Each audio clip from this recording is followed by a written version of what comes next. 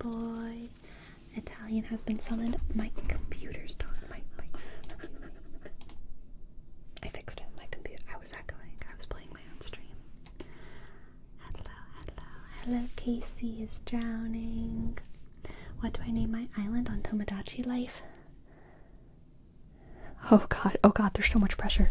Oh god. Bratwurst. If Bratwurst is coming to mind, I think Bratwurst is a great name for an island. Yeah. You know, I think someone in chat mentioned Germany being German, and you know, that's what came to mind. So, you know, the island of Bratwurst.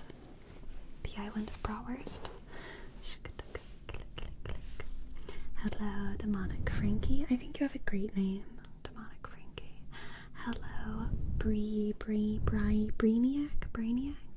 Hello. Sauerkraut, another classic island tropical food, just like bratwurst. Great name for an island.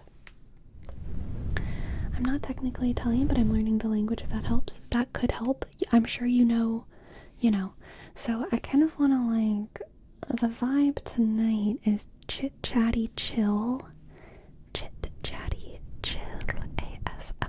but I kind of want to talk a little bit about the Medicis and Italian history and some Italian places within Florence, probably, and, you know, there's going to be a lot of Italy words, and I know that I'm going to be mispronouncing things all night.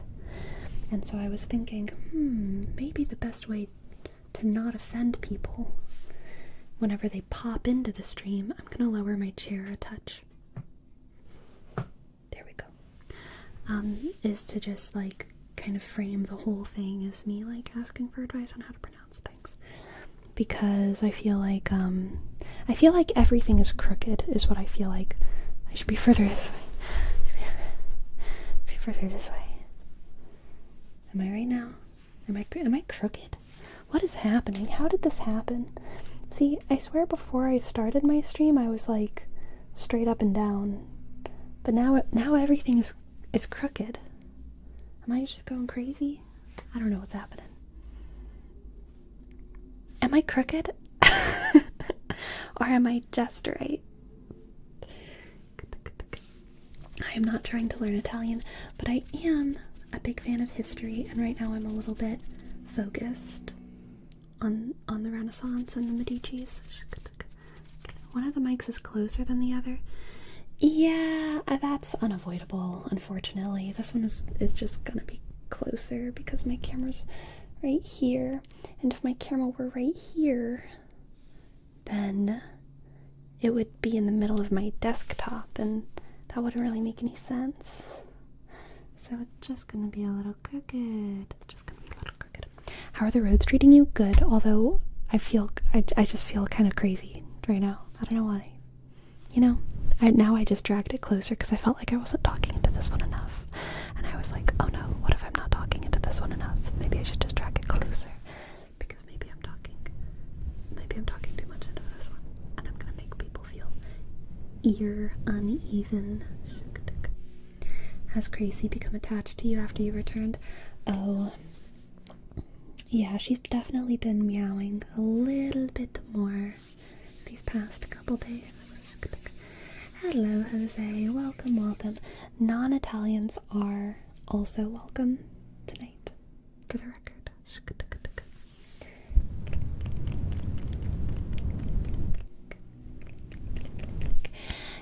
Jerry's124, thank you for your prime. Thank you so much.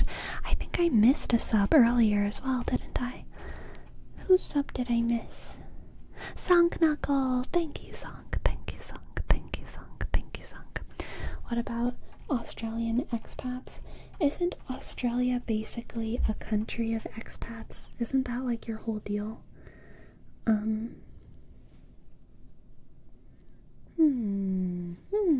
What about anti-Italians? Look, as long as you know how to pronounce the words, okay? That's all we need. I low-key didn't know you streamed, and I regularly watch your ASMR YouTube. I just casually got a notification for this and was like, "Ayo, for real, she streams? On God. On God." Click, click, click, click, click, click, click. My headphones are making strange noises. Oh no, I hope it's your headphones and not me. Selfishly, I really hope that's on your end. Max Wheel, thank you for your subscription. Thank you. Is Waluigi Italian? Yes. I think they're all Italian. I think the Mario brothers are Italian. I think the Mario... Bulgarian? JP, are you serious right now? Are the Mario brothers Bulgarian? I'd believe it. I think they're Italian American. Isn't Waluigi Armenian? Come on. How many really? How big is the difference? How big are the differences we're talking about here? Is this like a... I'm kidding. I know, I'm sure they season their foods very differently. Just gonna go. Ferome, thank you so much. Thank you so much for your sub. We need to continue the game of trying to figure out where Ferome is from. Because the curiosity has been eating away at me for years at this point. What do you think of the Pieta statue? Gorgeous. It's hard, it's hard to think of a whole statue that I don't like. Love the newest collab with Aaron. Yay! Thank you so much. It was so very, very, very fun to make. It's always really fun recording ASMR with other ASMR artists. Because I feel like we kind of feed off of each other's energy in a really fun way. Any new guesses? I have a new question. Are you from any of the Balkan states? Am I allowed to ask? Are you in the Balkans? Did you go to her or did she come to you? We went to New York City.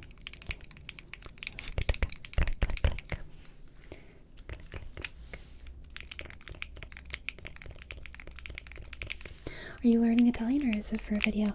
Neither. I just want to talk a little bit about the Medicis. And so I know I'm going to mispronounce things. Do we want to get started with that? Should we get started with the fun talk about the Medicis? So here's the thing, y'all. Here's the thing. I have been traveling.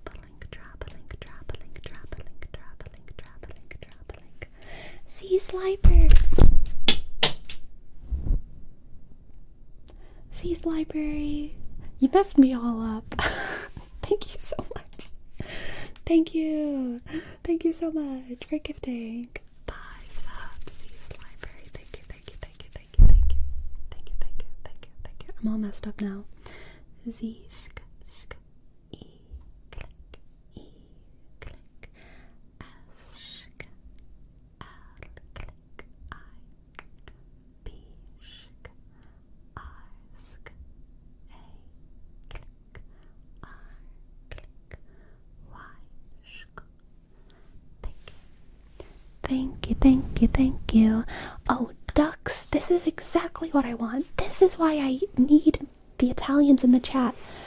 But the correct pronunciation of Medici isn't even that, with the accent on the E. So, Medici.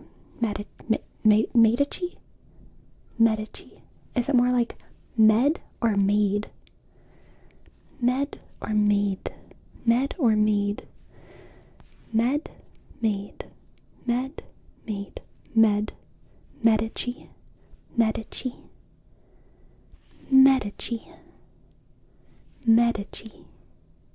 Medici. Medici. Medici. Can you speak French? Isn't Louisiana a Quebec situation? I can't speak French, but Louisiana is a Quebec situation. And many people in not many, a waning number of people in Louisiana speak Cajun French, which is kind of a very specific form of French. I also do not speak Cajun French, but a lot of Cajun French phrases are definitely in my vocabulary. They're things that my family says. So there's some kind of random, like, Frenchy things in my internal monologue.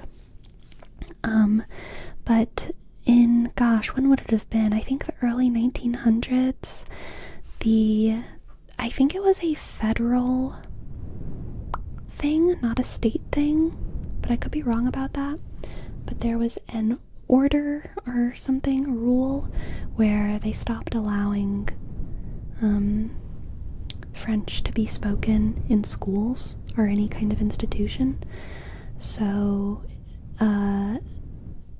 it was pretty normal at that time for kids who spoke French in school to, like, get punished for it. And that would have been kind of the generation of my great-grandparents. And that's when Cajun French really stopped. When it became a dying language. And so there's more Cajun French the further back you go in generations, but it's definitely a dying language. Do they teach it in schools, or was it fully removed? Oh, it was fully removed then. Now you can sometimes learn it in college in Louisiana. They'll teach it like a dead language, like Latin. You know, they'll teach it like Latin or Greek or ancient Hebrew or whatever. Why was the language removed? For the glory of the American hegemon. For patriotism.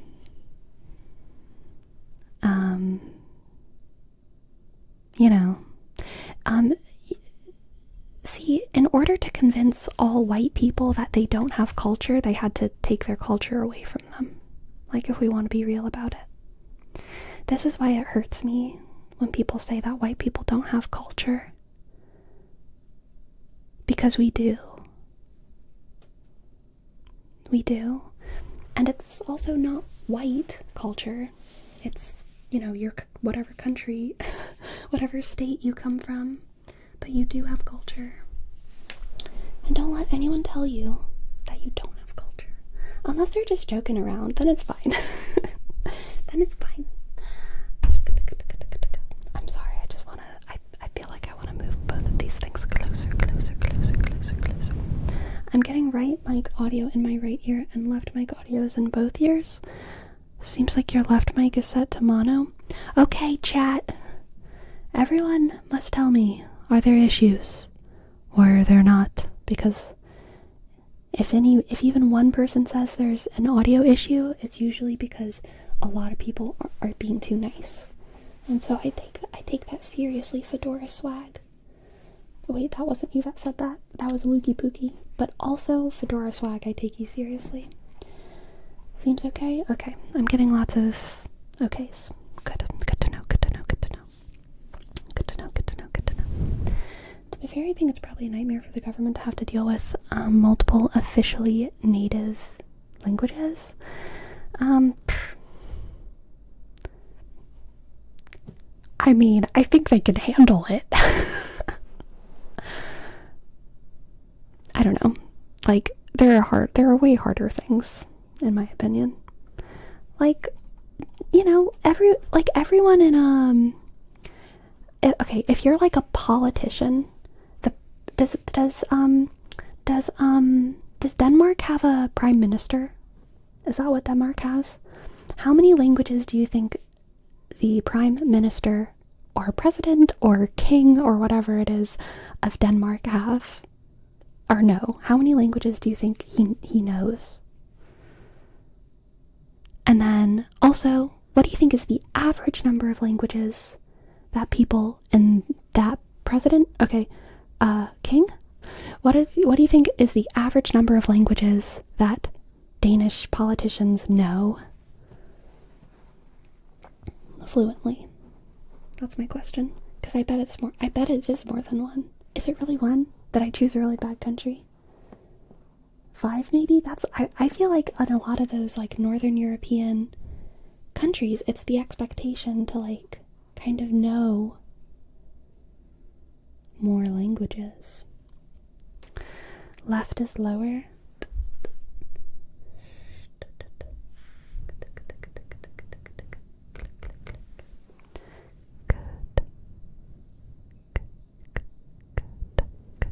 This one is louder. This one is the louder one. This one is louder. Okay, this one is louder. Testing,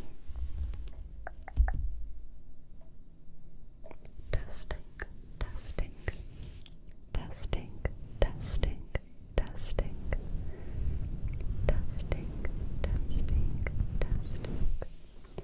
testing, testing, testing, testing, testing,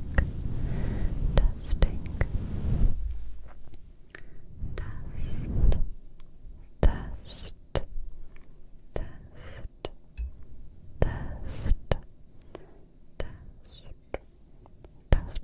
I'm gonna be real, y'all.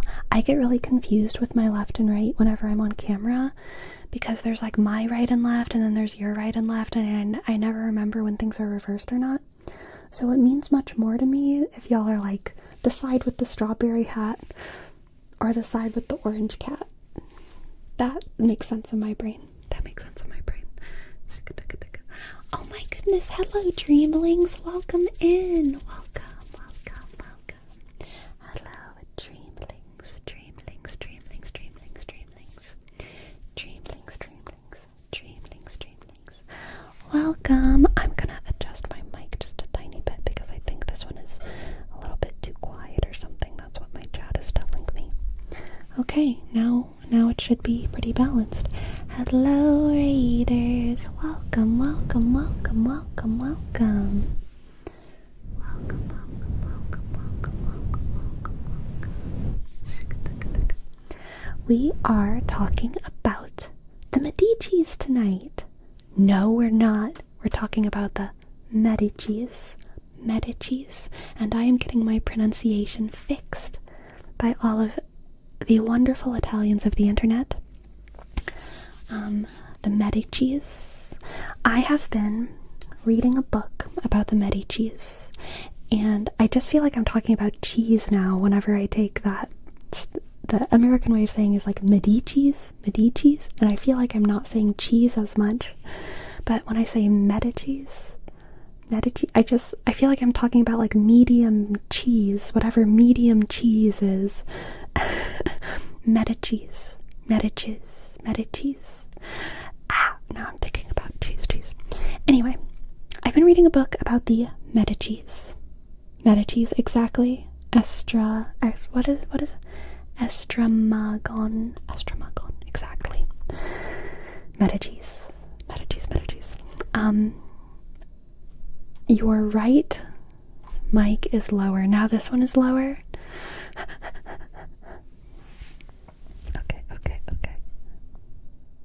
Okay, what about now? I adjusted this one to be a little bit lower. And now I didn't adjust this one at all.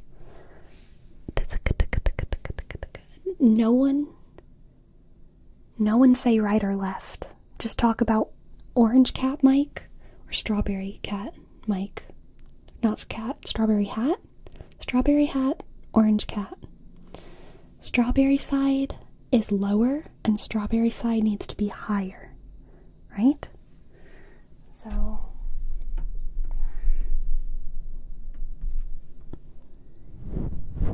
okay, so this one I'm gonna turn up a little bit. Wait, I know that's confusing. Oh wait, no, I messed it up. It's the other one. I'm getting so confused. Okay. This one is too quiet. So for this one to be louder, I need to take this one and turn it up a little bit. Because that's the strawberry hat. This is the strawberry hat side. And I just turned it up a tiny little bit. I just turned up. The strawberry one was always louder. Okay, so how about I turn the strawberry one a little bit down then? How about I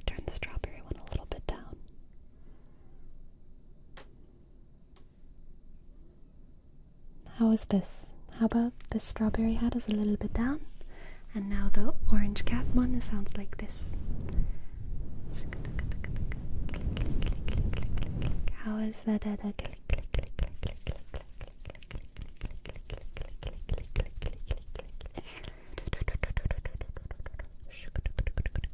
Can you put a sticker on them? I don't have a sticker within arm's reach. The stickers don't just fall out of the sky. But yeah, that is a good idea for the future. Definitely. Good idea. Noted. There's definitely no reverb, but terrifying that that's what it sounds like.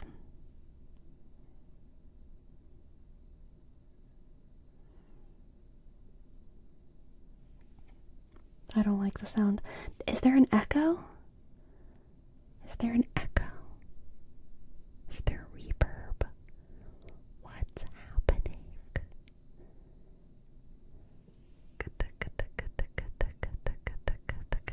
Is Ferome just being silly?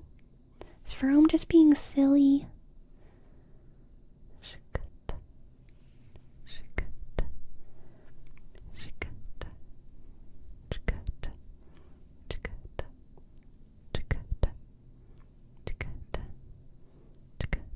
Mike's leaking. No, I don't want them to do that. Okay, well, should we keep talking about it, or should we just ignore the problem and keep streaming? What the hell is a mic leak? Girl, I don't know. Should we just ignore it? I can hear your breath more on Orange Cat's side. Maybe that's just because I'm facing this direction mostly. Does that even it out for you if I face this direction for a little bit? Oh, I am mostly facing in this direction.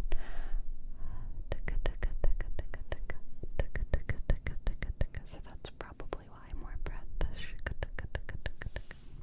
Move past it. We're talking about the Medicis. I am reading a book about the Medicis. I'm really fascinated by the Medicis. I have been for many years. But I'm reading this book about them, and I've been taking notes on like some of the more interesting and fun parts about the book to me. But then I, was in NYC, and I was exploring, and I was traveling, and I was going on all these fun adventures, and I didn't read very much. I did read on the plane, but that's kind of it. So I kind of want to just go over my notes and practice my Italian pronunciation about the Medicis. Not all of the names that I need help with are Medici. Not all of the names that I need pronunciations with are Medici names, but they are, artists related to them, stuff like that. Do you have a PowerPoint? Nah, because this is not a presentation. This is my personal notes, so no visual aids, okay? I'm just going to be reading, and I'm going to be asking y'all for help. Drunken Aesthetics. Thank you so much for your coffee tip. Thank you.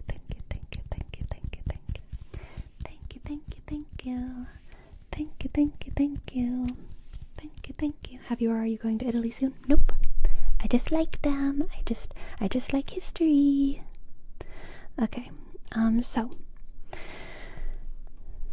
this guy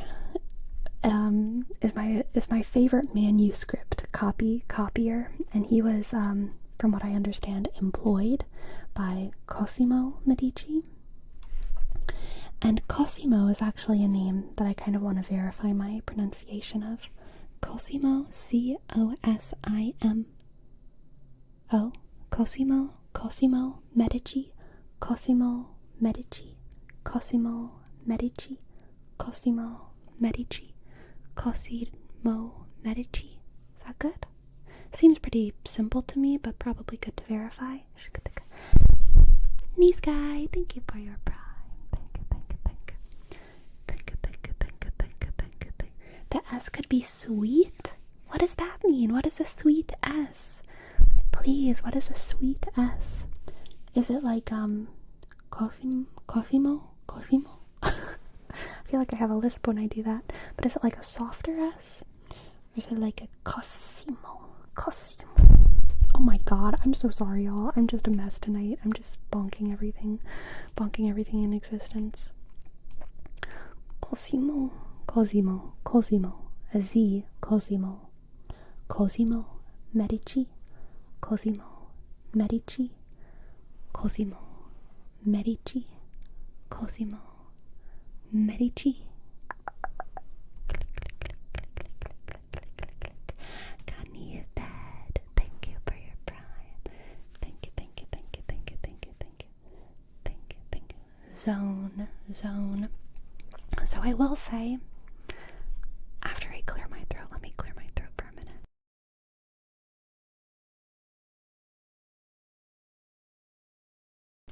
In whispering, it's pretty hard to distinguish between a Z and an S, because the main difference between them is that one of them is voiced and one of that is not. That was a loud throat clearing. I thought I muted myself. Was I not muted? Oh heck. I don't know anything that I'm doing. Oh no. Was I actually not muted?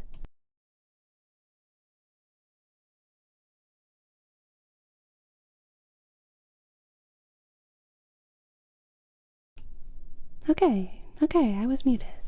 Okay. Y'all are just messing with me. I don't like it. I don't like these bad jokes. Okay. One channel was probably muted, so it wasn't muted. Okay, whatever. I'll hear in the VOD.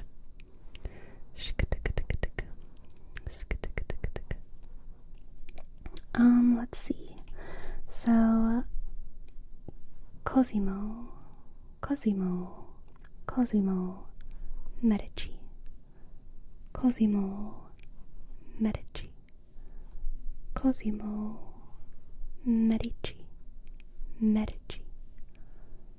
Cosimo, Medici. I think that's correct. And my favorite manuscript copier,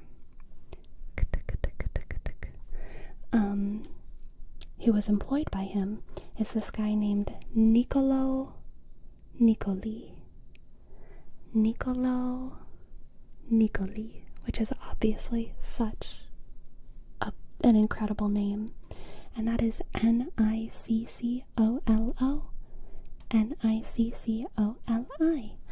Thank you, Anonymous, for your $3 tip. Thank you. And Matefeed Art, thank you as well for your subscription. I really appreciate it. Thank you. Niccolò Nicoli. So, I have a question. I remember in whatever it was called, high school, whenever we came upon... Can I type here? There we go. Whenever we came upon this word in music class, we pronounced it accelerando. But then I remember one day, or that was how it was always in elementary school, and then when I got to high school, there were some kids who started pronouncing it accelerando. There was accelerando. There was accelerando. And both were, according to my high school professor, correct. He was like, my high school band director said, accelerando is more commonly said, but accelerando is still technically correct, is what he said. And Niccolò Nicoli,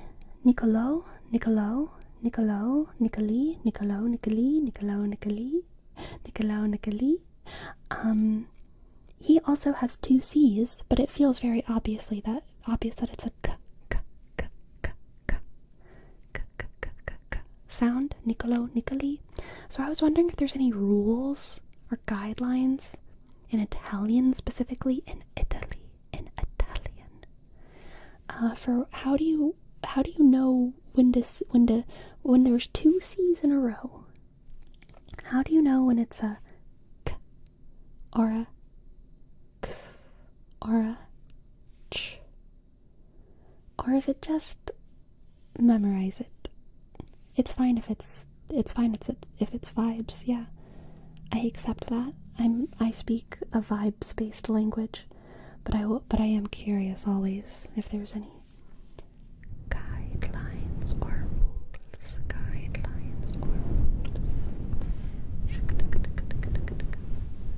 Usually we have an H following the double C if we want to pronounce it instead of X. Okay. It's a soft E or I, like in... It's soft before E or I, like Gucci. Okay, where Nicolo, Nicoli is O's. So it's not soft. Not soft. Understood. Zal, thank you for your sub. Thank you. Think about how words are said differently in each state.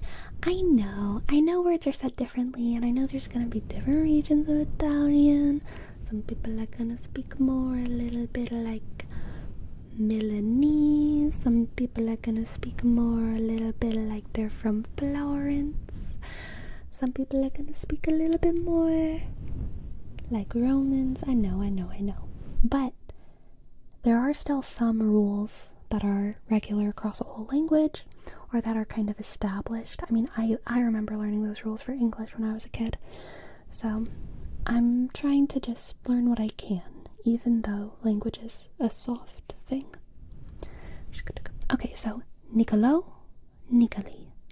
Niccolò, Niccolò, Nicoli. Niccolò, Nicoli. Niccolò, Nicoli. Niccolò, Nicoli.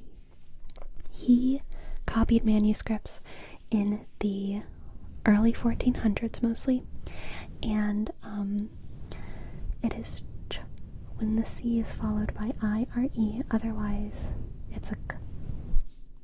Thank you, Mavriki.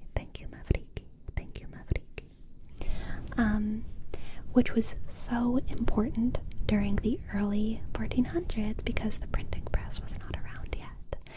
And Niccolò wrote a lot of humanist, or they weren't really considered humanist texts then, but they were non-Catholic, non-church.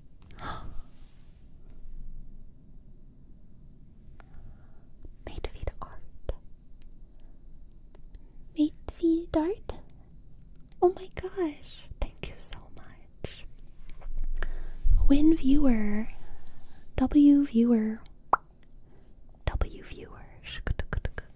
Thank you. I appreciate truly bringing the Medici energy to this stream. I feel like I'm being supported by the Medicis themselves. Thank you.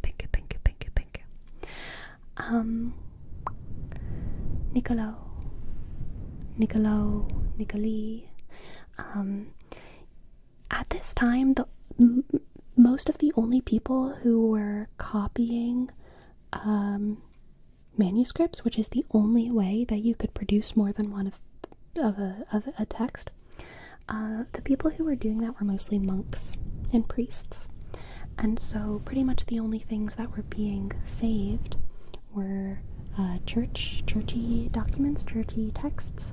So things like the works of the church fathers, the books of the Bible, as well as a couple like Gnostic or apocryphal texts, if they were considered still kind of like relevant for whatever reason. Some astrological texts were being written because they were considered important enough, science or religious or whatever.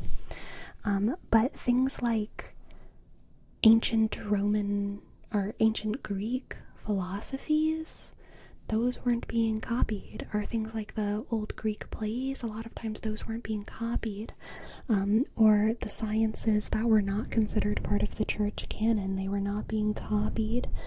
And so the work of the humanists, these early humanists, and humanism is kind of a perspective, a movement that came about right before the Renaissance and kind of sprung the Renaissance into action. It's a lot like the Enlightenment, but it happened as Europe was coming out of the Middle Ages. And it was an enthusiasm for science, a perspective that believed humans were good and pleasure was good, and it was there was a lot more like appreciating the nuances of individual complex humans in art rather than just archetypal art. So it was like mostly an art movement, but it was also like a philosophical and kind of ideological movement. That's a soft definition of it. You could probably find a better one by Googling it. But part of the rise of humanism came from people being willing to copy manuscripts, even though they weren't being employed by the church to copy church manuscripts. And that was part of the movement out of the Middle Ages, out of the Dark Ages, out of the medieval era. It was this very early enthusiasm for education and knowledge and preservation of these documents. And so Niccolò,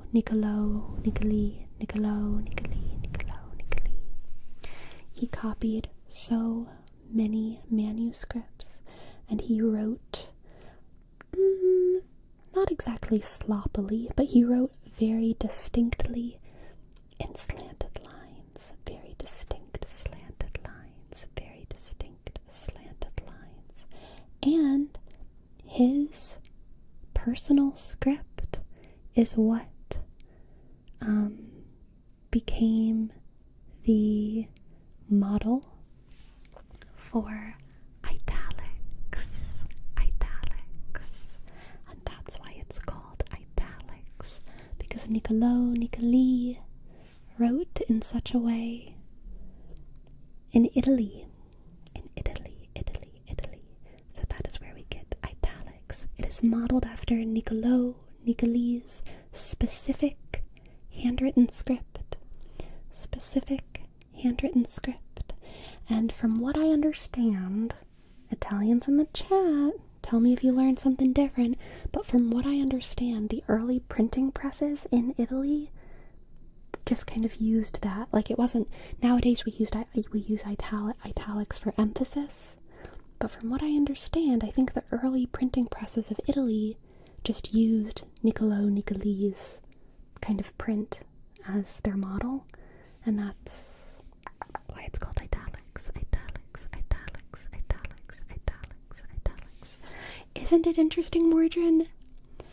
Isn't it crazy how everything just leads you into something interesting? That's how it always is with the Medicis. Legend. Thank you very much for your sub. And if you've forgotten what this has to do with the Medicis, it's because the guy paying Niccoli to do all of this was a good friend of Cosimo Medici, and also received payment from Cosimo Medici to do this, and would give many of his copied manuscripts to Cosimo Medici for safekeeping, and Cosimo Medici opened a very important library in Florence, Italy, which was known at the time to be one of the most important centers of knowledge, where you could get stuff that wasn't just a church text. It wasn't just a church text. And I have the name of that library written down somewhere too. and aesthetics. Thank you so much. Thank you so much. Thank you so much for your tips. Sending you gym stuff to your P.O. box? Do you need anything? Oh my gosh, that's so nice of you. Thank you, thank you, thank you. I don't need anything specific. I also don't like asking for anything specific. It just feels too much. It just feels too asky for me, and it makes me feel weird. But I appreciate anything, and that's very generous of you. Thank you. Thank you, thank you, thank you. Thank you, thank you, thank you. We want to give, though. The only place you'll find specific things is going to be on my throne list, which I haven't updated in a while. But, I really don't like asking in real time for anything super specific, especially when someone specific asks, because I think that can just get really parasocial real quickly. You know what I mean? There's like, it like crosses something there. But Beef Nib, thank you for your prime. Thank you, thank you, thank you. Thank you, thank you, thank you.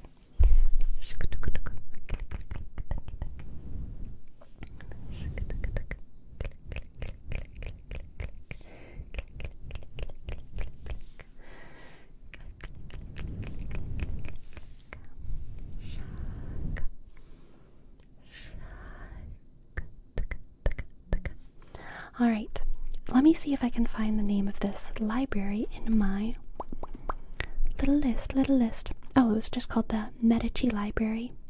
And he founded it in this is Cosimo Medici. He founded the Medici Library in 1444, and he started with Niccolò's manuscripts. It was the first public library in Europe, and at its peak, Cosimo Medici employed 45 copyists. This is a big deal because no one else had any, okay? He was like kind of the only guy doing this whole thing outside of the church where monks were copying stuff. So that is why we have preserved so many non-church documents, and if there were more people, we would have even more. He also opened San Giorgio's Maggiore in Venice. Okay, this is one of those words, y'all. Italians, help. Help. Help. Help. Do we know who wrote these Medici books? People from the same family or historians? Neither, really. A lot of these people were like Greek philosophers. So the next guy that we're going to talk about is going to be a whole nother name conversation. So I'm not going to actually talk about him yet. But the next guy that we're going to talk about, he was the guy mostly who would go out and find these manuscripts. And these manuscripts that were being copied were from literally anywhere, anything.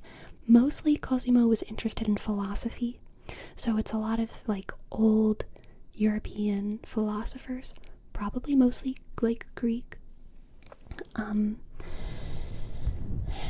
then some science, like natural sciences, things like, you know, early biology, alchemy, things like this.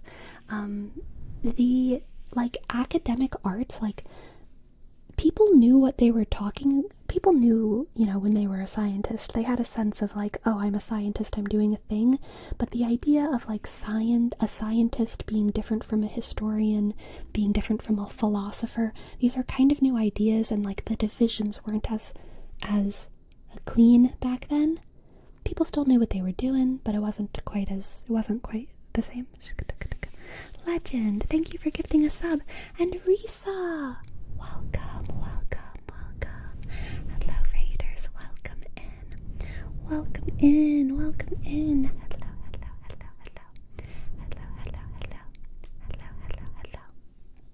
Alright, I need to give Legend a little name trace.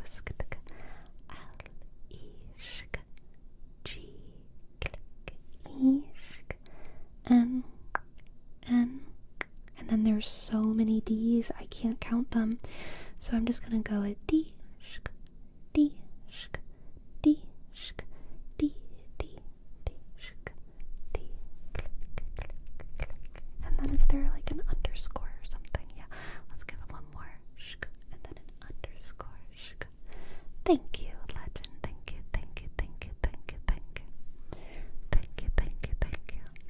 And today we are talking about the Medicis, and I just asked chat to catch y'all up, Risa Raiders. I just asked chat to help me pronounce the name of a library in Venice, and I don't know how to pronounce it, so that's why I'm asking for help from Italians. But I think San is San, S-A-N, San, and then Giorgio is what I would think. Giorgio, but like a flipped R, not like a R, but like a R. Giorgio. So let me know if that's correct. And then the last word is ma. The G is like C. Maggiore. Giorgio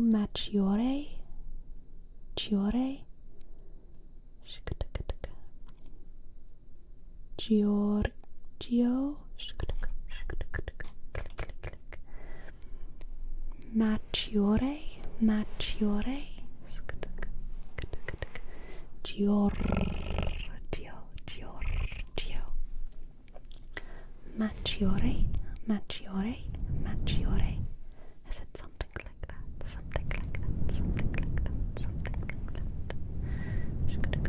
Roll the R's. Giorgio Maggiore. San Giorgio Maggiore. Giorgio Maggiore. It's not like a C. Well then help me. I don't know what I'm doing. I need help. I think I also disappears in Giorgio.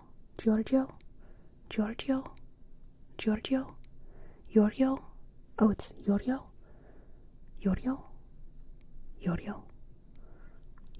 Would you like an audio pronunciation? No. I can't listen to anything. I'm streaming right now. We just gotta troubleshoot it. It's like charades. That's the fun of it. That's why I'm talking to y'all instead of going to Google Translate on my own time. Yorio.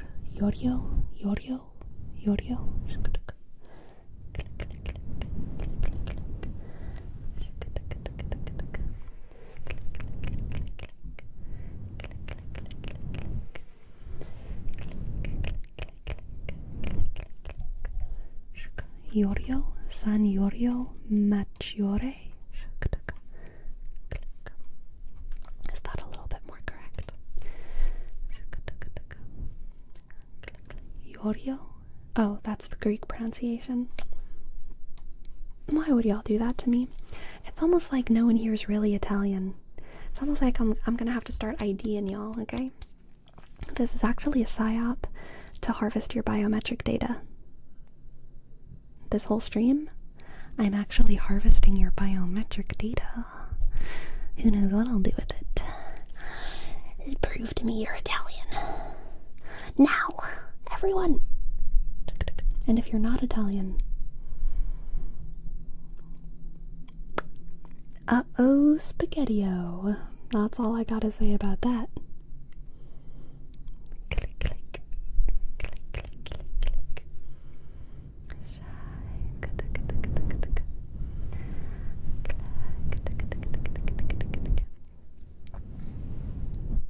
There we go. Sinchobe has proven to me that they are Italian. Yes. I'm Danish, I'm French and Algerian.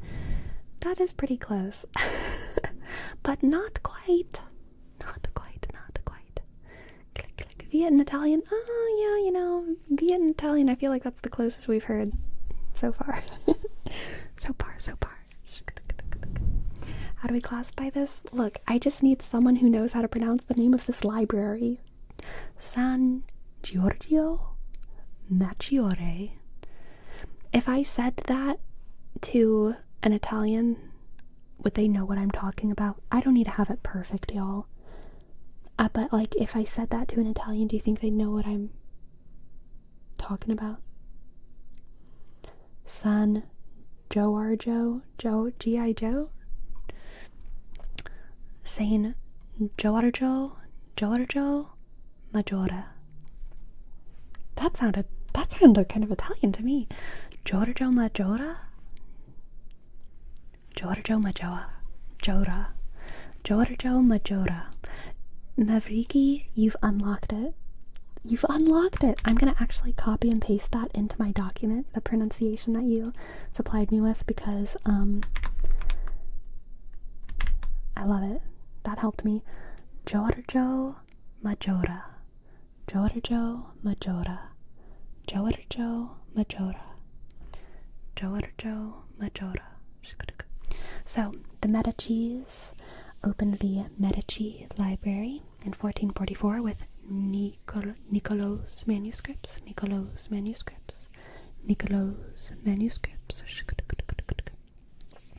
And also, Cosimo opened San Giorgio Maggiore in Venice. Snaps for that.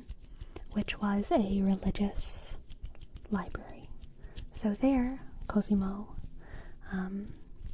would kind of donate these more religious texts to the church there in Venice. And at its height, the Medici Library had over 10,000 manuscripts. 10,000 manuscripts. So this is the cool thing about Cosimo Medici. Thus far, Cosimo Medici is my favorite one. I believe in Florence, he is sometimes referred to as the father of the country, because he was so, like, pro everything.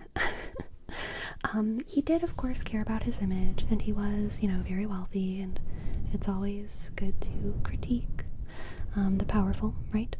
But he preserved extra biblical, extra church knowledge, like knowledge that wasn't knowledge that wasn't being preserved by the church because it was scientific or irrelevant or whatever, or too humanist, or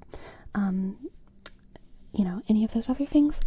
But then he also was Catholic, and he did support the church, and he did help the church, and that's important because the church was kind of the government at the time, and so the church was providing most social services to the community, and also creating the most opportunities for artists in the area.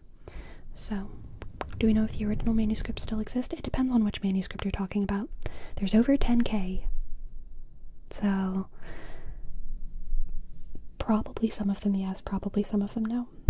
Probably some of them yes, probably some of them no. Some of them, I would, with a tentative certainty, I would say some of them yes. I do not know how the Medici Library is doing in the modern day, so if any Italians, especially Florentians, have a perspective on that, I'd be interested. Is the Medici Library like, I would assume that if it did exist, it would probably be something more like a museum now, but maybe it's just a library. I don't know what it's doing these days. Maybe it burned down in the 1800s. I don't know.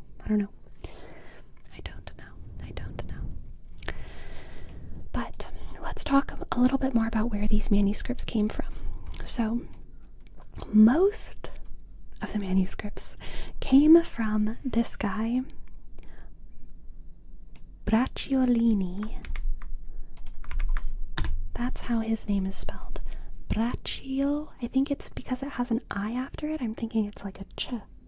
Is that correct? Because it has an I after it, I'm thinking it's like a ch. Bracciolini? Is that Bracciolini? Bra. I am up in it, loving it. Virgin Mercy, come again. Lock up your daughters and horses, of course. That's the most inappropriate part of the musical, so maybe I shouldn't just go into that. Bracciolini.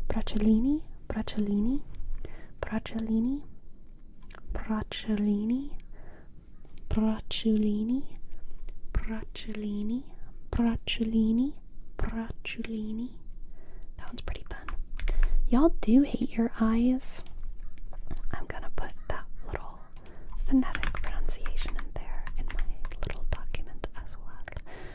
Bracciolini. So he was a friend to Niccolo, who we remember wrote italics. And he was also a friend to Cosimo. And he met Cosimo through Pope John the 23rd.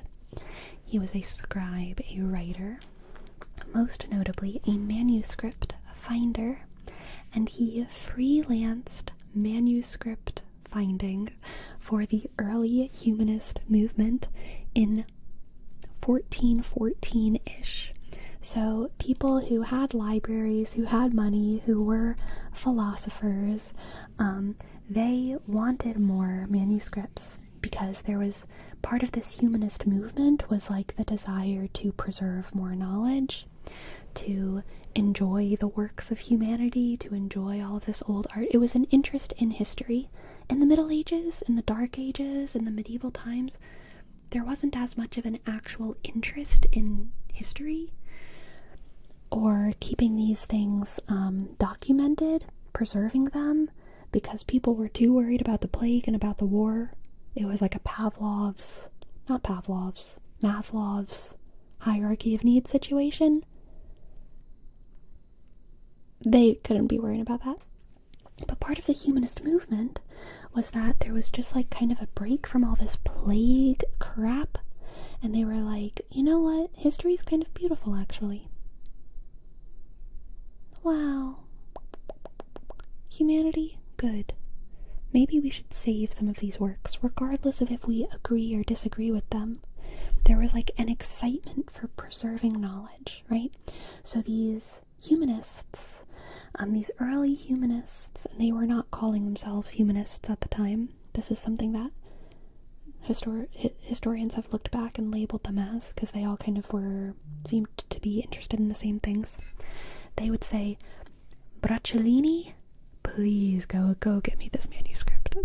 I'll pay you well if you just go find this manuscript, please. I'll pay you well if you just go find this manuscript. And Bracciolini would say, hell yeah, and he would be a little bit of a hedonist on the way. He is known to have been with many women on the road, and he would usually buy these manuscripts from convents, monasteries, kings, or whoever had them. He would usually buy them, but if they weren't for sale, he would steal them. But he wouldn't steal them if they were for sale. He would always pay for them. He would always pay for them if he could, but if they didn't want him to have the manuscripts, he would just take them with a little sleight of hand. What a cool dude. I want a TV show about literally all of these people, but I think he would be very fun. When he was 56, he married an 18-year-old. Yikes. He had 6 children with her, and then he had 14 illegitimate children.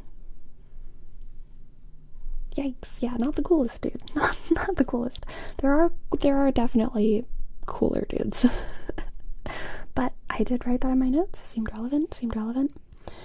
So he became friends with Cosimo when he settled, and once he settled down with his teenage wife, and he stopped stealing manuscripts and like going on all these wild adventures, he also became a scrivener or a scribe, and he would copy manuscripts, and he wrote in straight up and down writing. Bracciolini, he wrote in straight, clean, up and down writing, and he was so well renowned for his straight, clean, up and down writing. Straight, clean, up and down writing. That was so very easy for everyone who read it to understand.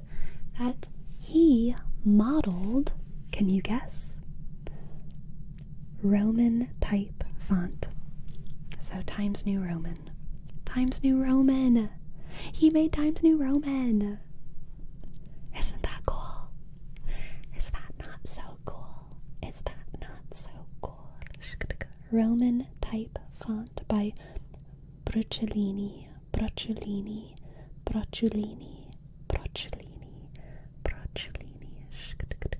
Seems like these guys invented all the fonts.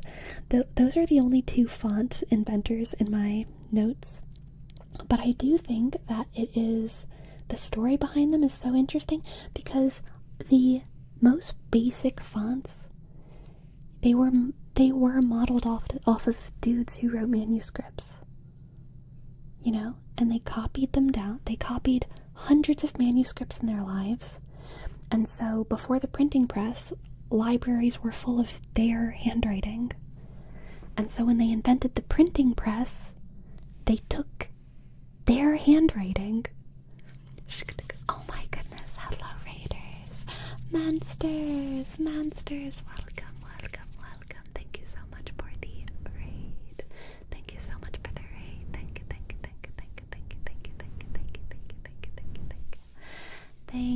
Thank you.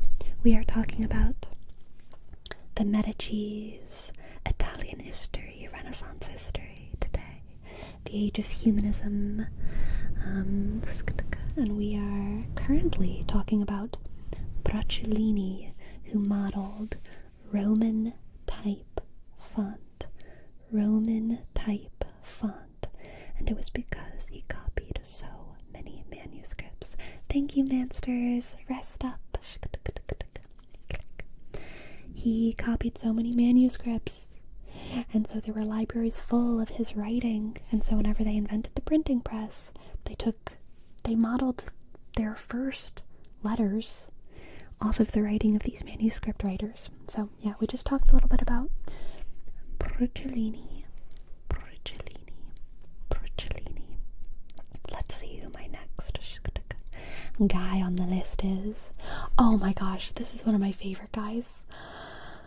So, another person privately employed by Cosimo Medici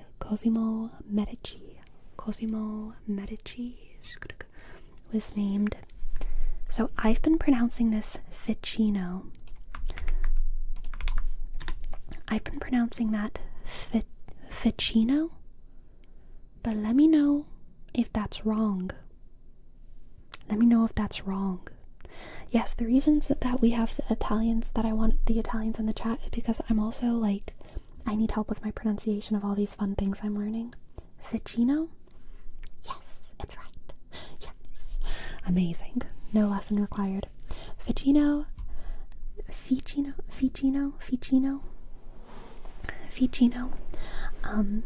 He was a hunchback. He was kind of disabled. He had a little bit of a hobble to him. He was a little bit of a scrunt. And he was privately employed by Cosimo Medici to live on the Cosimo Medici estate, and basically just be their guy who he could talk to Plato about, because he was an expert on Plato, and I believe he spoke fluent Greek and Latin, and so he was just an intellectual resource that Cosimo Medici,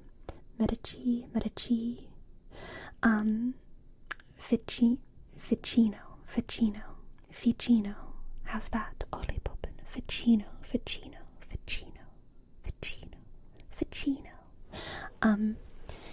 He was just an intellectual resource that Cosimo always wanted to have at his behest. And Cosimo was so into Greek philosophy, and really specifically Plato, that he started the I think he called it the Platonist. Let me check. Although it might have been something else.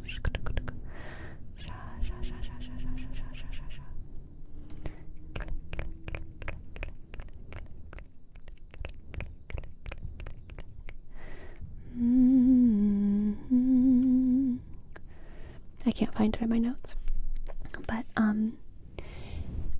I think it was called yeah, that's what I'm thinking, Hulkzilla. I think it was the Platonic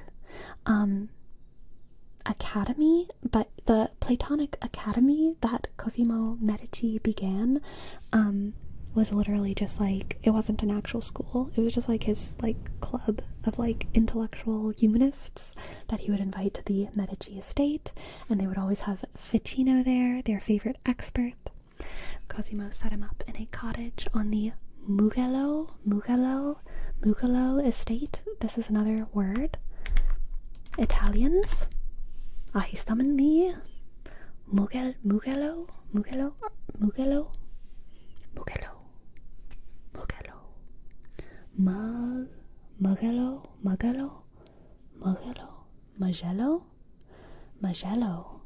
Is it Magello or Magello? Mugello.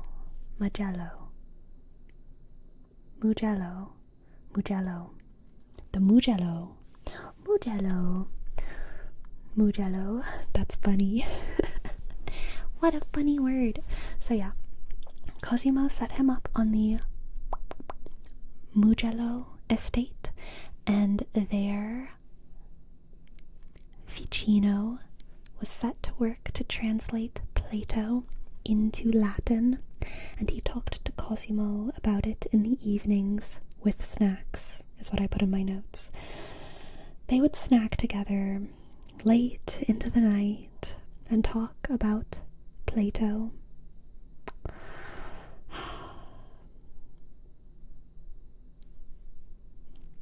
I really like Cosimo Medici. He just sounds like such a vibe. Okay, it's the Platonic Academy. Thank you, Hulkzilla. Sleepy quick, try to guess their snacks. Bruschetta. Bruschetta? Does Florence do bruschetta? Probably some grapes. No? Did I say it wrong? Oh god, I'm sorry, Italians. I'm sorry. Bruschetta.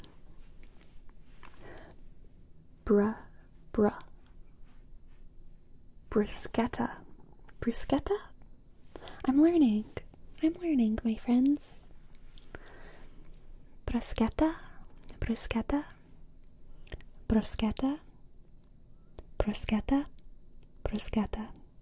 We're bruschetta. For Calix in YouTube chat says to really put an emphasis on that keta. Bruschetta.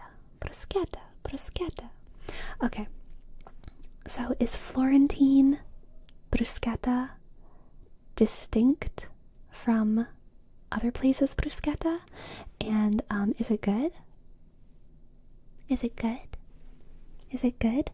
And do you think they would have been eating it in the 1400s, or is bruschetta more like a recent phenomenon? Like, what do y'all think? Italians, what do you think people would be snacking on in the 1400s? If you had to guess.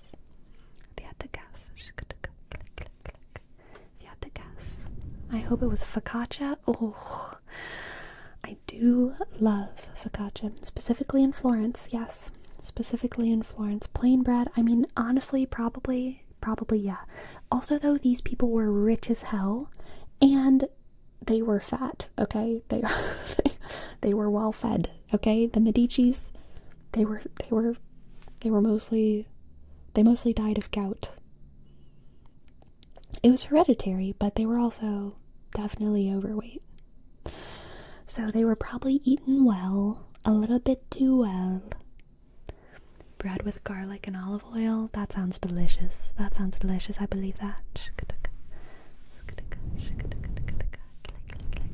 Yeah, that's crazy. Thank you to all of the viewers, everyone. I think these raids have really helped us out. I'm glad we're all enjoying our Italiano history. So yes, Ficino and Cosimo Medici would talk late into the night about Plato, and Ficino translated Plato from Greek into Latin because he was fluent in both. They didn't have tomatoes in the 1400s. That is fair. That is fair. When did tomatoes happen? And where did they come from?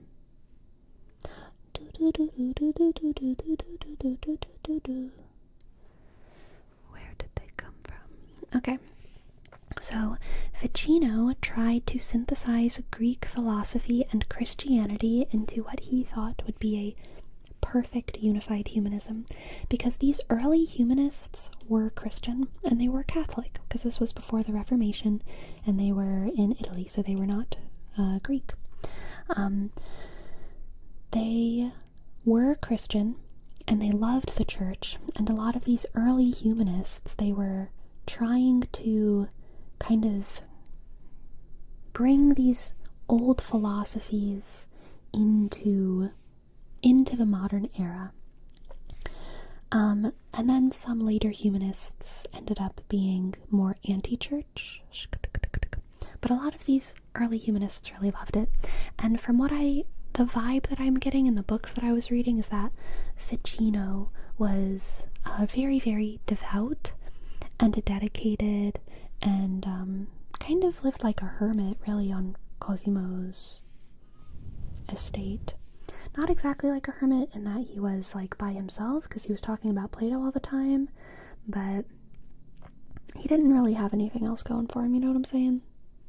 And he was just like, he kind of was just given this translation work to do for all of his life. And then he was also a tutor to some of the younger Medicis. He became a priest at 30. Oh gosh, see, I don't remember this story. My note says he became a priest at 30 and crashed out on Epicurus, burned it angry mad. I don't remember what I was talking about when I wrote that. He crashed out on Oh, it's coming back. He was reading something and it pissed him off. He was reading Epicurus, who was a philosopher or something. And it pissed him off and he crashed out because it was hurting. He wasn't able to like synthesize these ideas of these old Greek philosophers and Christianity. He could kind of do it with Plato. He could be like, yeah, Plato, the church, they would get on well. But I think he got to Epicurus, this old Greek philosopher, and he was like, I want to love the Greek philosophers, but I'm too much of a priest, and it's making me hate myself. And so then he crashed out, and he burned it angry mad, as my notes say. He burned Epicurus. Isn't 30 kind of young for being a priest? No. 30's... You know, what age do you become a doctor? That's how young you usually become a priest. It's supposed to be like your job, like immediately, really. Like, you can become a priest later in life, but especially, like, a lot of people decided to be priests at this time, almost from birth. Like, not really, like their parents would kind of decide. It was a very normal career path, first of all. Just assumed it requires many years of preparation. Well, it's not like they have normal school in the 1400s. In the modern era, most of the people in my life who I've known who've become priests, it's usually like a mid to late 20s situation.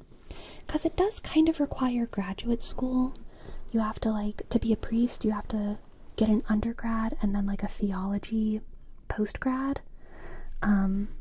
I think you have to get a PhD. I don't think it's a master's. I think it's a PhD.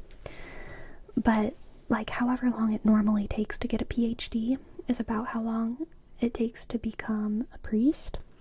And in other countries and in other places where you can start the college, like, you can start the college education journey before 18, it's even earlier. I know there's people in other countries who become priests at, like, 23, 24, and that's young, but I feel like that would be the most young in the modern era. But, like, in deeper history, you can become, oh my gosh, Mate Beat Art, what are you doing? 20 subs. Thank you so much. 20 subs? Are you Cosimo Medici? Thank you so much. I appreciate it. Thank you. Click, click. Ishk. D, click. Ishk. Up, click, click. Ishk. E, click. D. Ask. Arshk. D, click. Thank you, thank you, thank you, thank you. Thank you so much. Thank you so much. There are basically 2 paths to priesthood, and it can get more complicated, but the 2 basic paths to priesthood are like getting educated and then becoming a priest in the way that I just explained. You go to college and then you get like a postgraduate. I can't remember what the actual degree program is called, but there's like a name for it. And it's like getting a PhD. Or you become a monk. And if you become a monk, you can start becoming a monk. A seminary, that is the word for it, but that's not the word that I'm thinking of. But a seminary is a priest in training. I just can't remember the word for like the actual degree that they usually get. It's something more complicated. Doctor of Divinity. That's what I wanted. Z's Library. Thank you, thank you, thank you. Thank you, thank you. I think that's what I'm thinking of. Yes, yes, yes. Which is so cool, by the way. Can you imagine? Like, I mean, I think most priests have that. They're called a Doctor of Divinity, which is like so cool. So cool. And from what I understand, this is a degree that is required to become a priest in the Catholic Church. But, or like, if you go like a normal route. But I think the schools that offer this, I think anyone can get it. Like, I think Alex O'Connor could go get a Doctor of Divinity. It would just be hard for him to use it for anything. But I think anyone can go get it. It's just, like, pretty much no one does it, except for priests. Maybe I should do that. Maybe I should go get my Doctors of Divinity. That would be pretty fun. But, as I was saying, the other path to becoming a priest is to become a monk. And then if you become a monk, you can train to become a friar. And a friar is a priest of a specific order. And that has a different process that I know a little bit about, but I don't really know that much about it. And I have a feeling it's different for different orders. And I don't know if it in general takes longer or shorter, what that's like. And they probably also have their Doctors of Divinity. Okay. So, where was I even? Ficino became a priest at 30, crashed out on Epicurus. We were talking about how young you become a priest. Oh yes, and I wanted to say, like, in the even older world, it definitely happened that you would kind of be signed up to become a monk or a nun when you were like 8 or 9, 6. Like, if your parents couldn't take care of you, they would send you to the church. You know? And you'd probably end up becoming a nun. Or a priest. Worth noting, though, at this time, especially in Italy, in Florence, you know, priests in the Catholic Church have pretty much always, and nuns and sisters and everything, chastity has always been a requirement. But at this time, it wasn't enforced as much. There were a lot of priests who were getting around, and people knew about it even. And it was definitely scandalous, but like,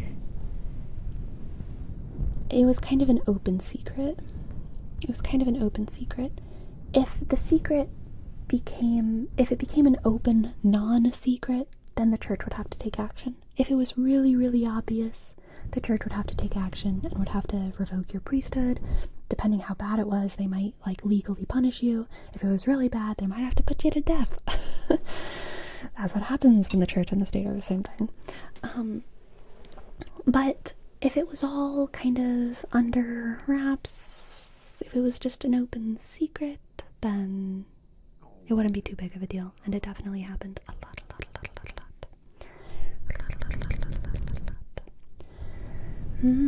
So the churches were original orphanages? Would they offer them an adoption, or they'd stay forever in the church as priests? Obviously, very different at different time periods in different places. Like, very, very different. Thank you for the prime. Elferman. Thank you. I can't, like, speak in generalities about that, but I will. In general, the churches would take these people in, and it would usually be a convent or a monastery, right? It's how we got scribes, exactly, Mads. When you're in the church, you're given an education, which is really hard to get outside the church. Not everyone needs to be educated, though. If you don't get into the church, you get into cobbling, you get into being a merchant. Being a merchant, you probably have to learn some math, but, you know, cobbling, you learn your craft. Being a seamstress, you learn your craft. Being an agricultural person, you learn your craft. You don't need that much of an education, so you don't get one. But if you grow up in the church or really close to a church, you become literate. And the church gives you food, and they give you clothes, and you become literate. So now you're 16 and you're literate, but you don't know anything about horses. You don't know anything about how to make shoes. What you are is literate. So what are you going to do besides become a priest? What are you going to do besides become a nun? And it's not like a surveillance state the way it is today. So, like, you know, you might as well just become a priest or a nun and kind of, if you're a priest, there's plenty of nuns, you know what I'm saying? And if you're a nun, there's plenty of priests. And no one's really checking what's happening, but no babies. No one have babies. That would be that would be a little bit too much. Was there carpentry? Absolutely. So anyway, the church was a pretty comfortable institution to be a part of. It wasn't perfect. You know, working for the government's never perfect. But it wasn't bad. And yeah. How would they enforce no babies? You know, there's always been ways. There's just always been ways. Exactly, CEO. Exactly.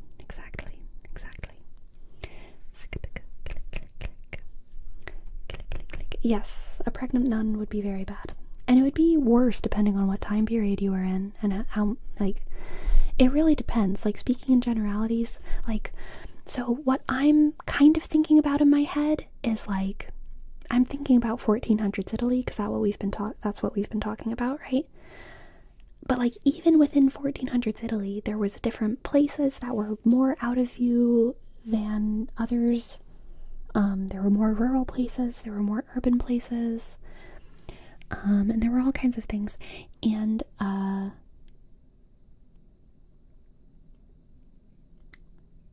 women have always had access to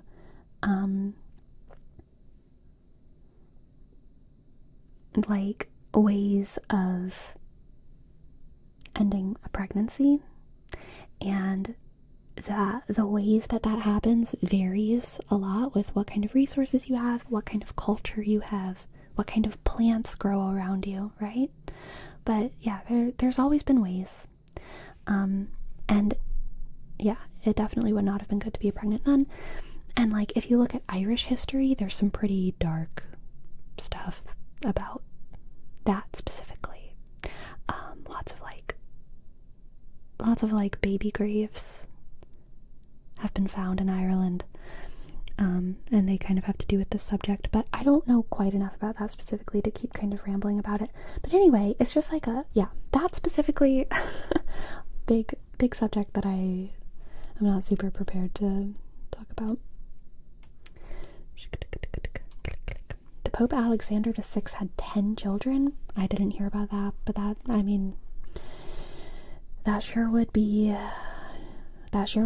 sure sounds like trouble, is all I have to say about that. And maybe. All right. So next, let's just move on. In 1439, we have the Council of Florence, which was an attempt at unification between the Greek Church and the Roman Church, both of which were, kind of Catholicish, both of which claim to be the truest version of Christianity.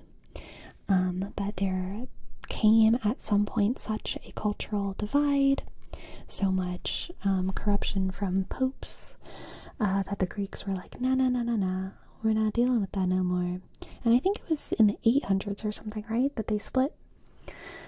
I might be wrong about that, but anyway, now we have the Greek Church and the Roman Church, and there have been a couple attempts at unification in the Catholic world, and one of these most significant ones was the Council of Florence in 1439. And this council was almost completely funded by the Medicis, and it wasn't originally in Florence, it was originally in Ferrara.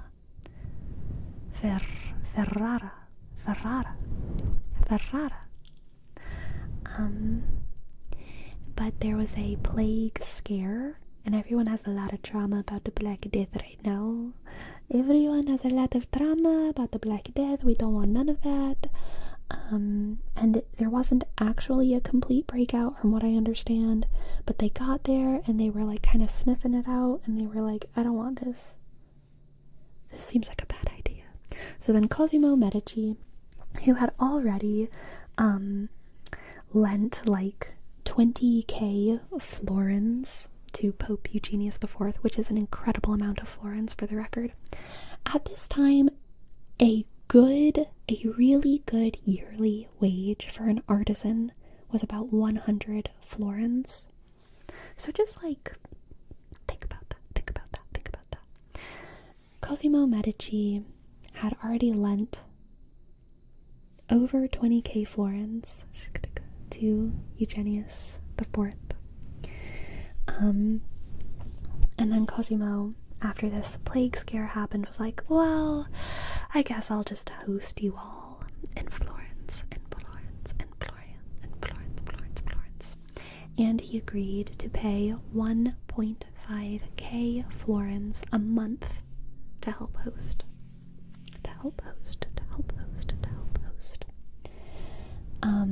The Byzantine Emperor, fun fact, this is just a fun fact, because the Byzantine Emperor had come to Florence, and this is why the Council of Florence is so cool, because all of a sudden in Florence there was a massive entourage of foreigners, and there is so much hubbub about this in Florence because they brought camels, and they brought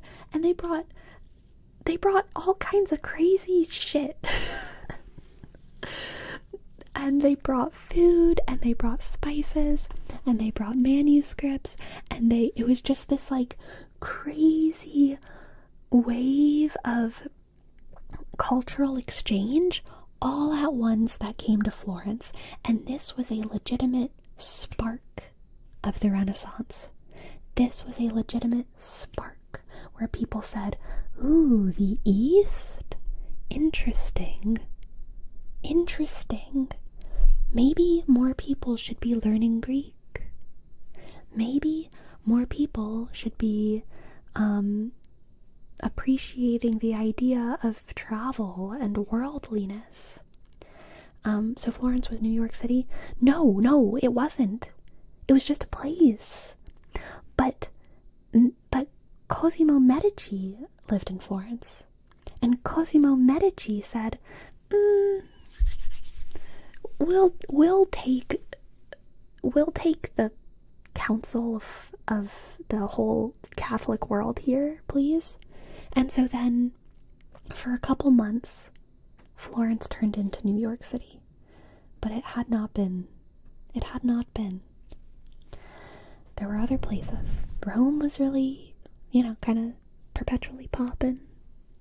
And Milan was kind of another kind of competitive market force. And now Florence has this spark.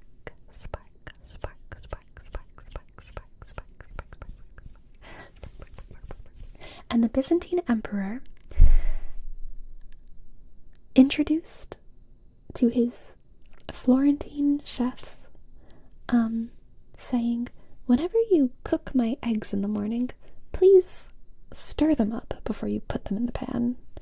And that is how scrambled eggs were introduced to the West, because the Byzantine emperor requested it at the Council of Florence. He said, please. He invented scrambled eggs. He at least introduced it to the Western world, but probably his mom probably did that for him, and they probably did it in the Byzantine area. But no one in Italy, no one in the West had been doing that until the Byzantine emperor. Platon, probably Platon, was a scholar of Plato, and he was the person who spoke at this council, and he spoke about Plato so convincingly and exquisitely that he is the person who inspired Cosimo to commission Ficino, who we already talked about, and open the Platonic Academy of Florence. There it was in my notes. Which again was just kind of like a snack club for old people who wanted to talk about Plato with Ficino and the Medicis. And this Council of Florence was successful. They succeeded in unification, which hilariously was because, from what I understand, some of the Byzantine people, they had like forgotten a document back home, and so there was some kind of like Catholic dogma that they couldn't Aspeliascos. I see your chats. I just only have time to respond to so much.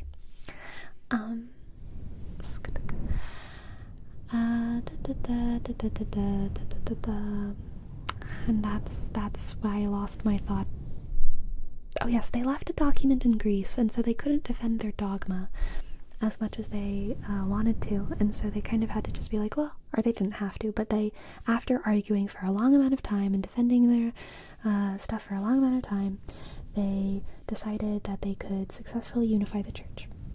And so they did that. They unified the church. They decided to be unified, and they decided to undo the schism, and the West and the Greek churches were unified for like 1 month. Because then all these Greek people went back to Greece and the Byzantine Empire, and they said, we reunited the church. And all of the people were like, why? All of the Greek people were like, you did what? All the Greek people were like, we thought you went there to prove them wrong. And and so then it didn't work. So then the schism happened, and it didn't work. Then it didn't work too well. So we undid the unification because no one wanted that. Let's see. Oh, yes. So, successful unification until they returned to Constantinople. The folk rejected the agreement, and so the city was taken by the Ottomans. So this is part of why the Romans wouldn't then, I think, from what I remember, the Romans wouldn't defend Constantinople against the Ottomans, was because Constantinople was like, hey, this unification isn't working, sorry, our people really don't want to be unified with you. And so then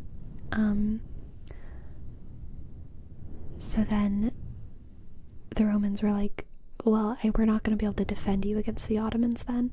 And then the Ottomans Mehmet the Great, from what I remember how to pronounce his name, he took Constantinople, and now it's Istanbul. And then this was even kind of what I was talking about earlier about Florence becoming this like crazy melting pot of culture for like 1 week during this Council of Florence. Then all the Greeks that survived the overturning of Constantinople, they ran away. They ran away to Italy. And so they brought manuscripts with them.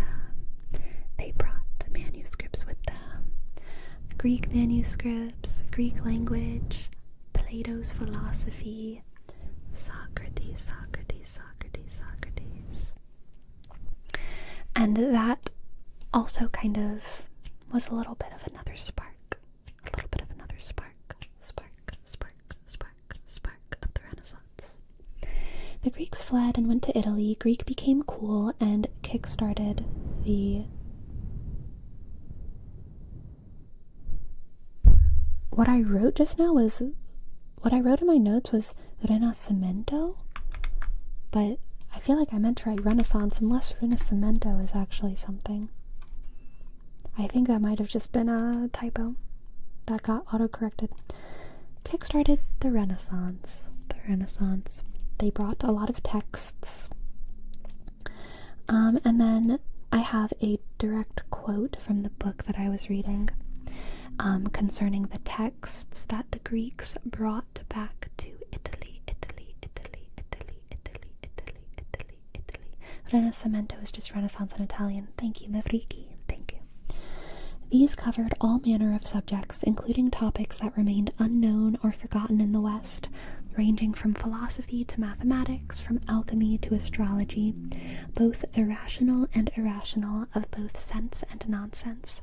After the long abstinence of the Middle Ages, the hunger for knowledge was omnivorous. I really liked the way that was stated.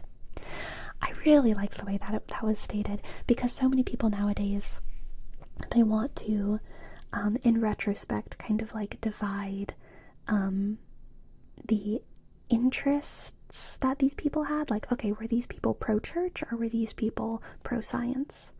And what this author is so correctly and fluently saying is they really did want both because they were hungry for knowledge. Their hunger for knowledge was omnivorous. They were just curious. There was an awakening of curiosity.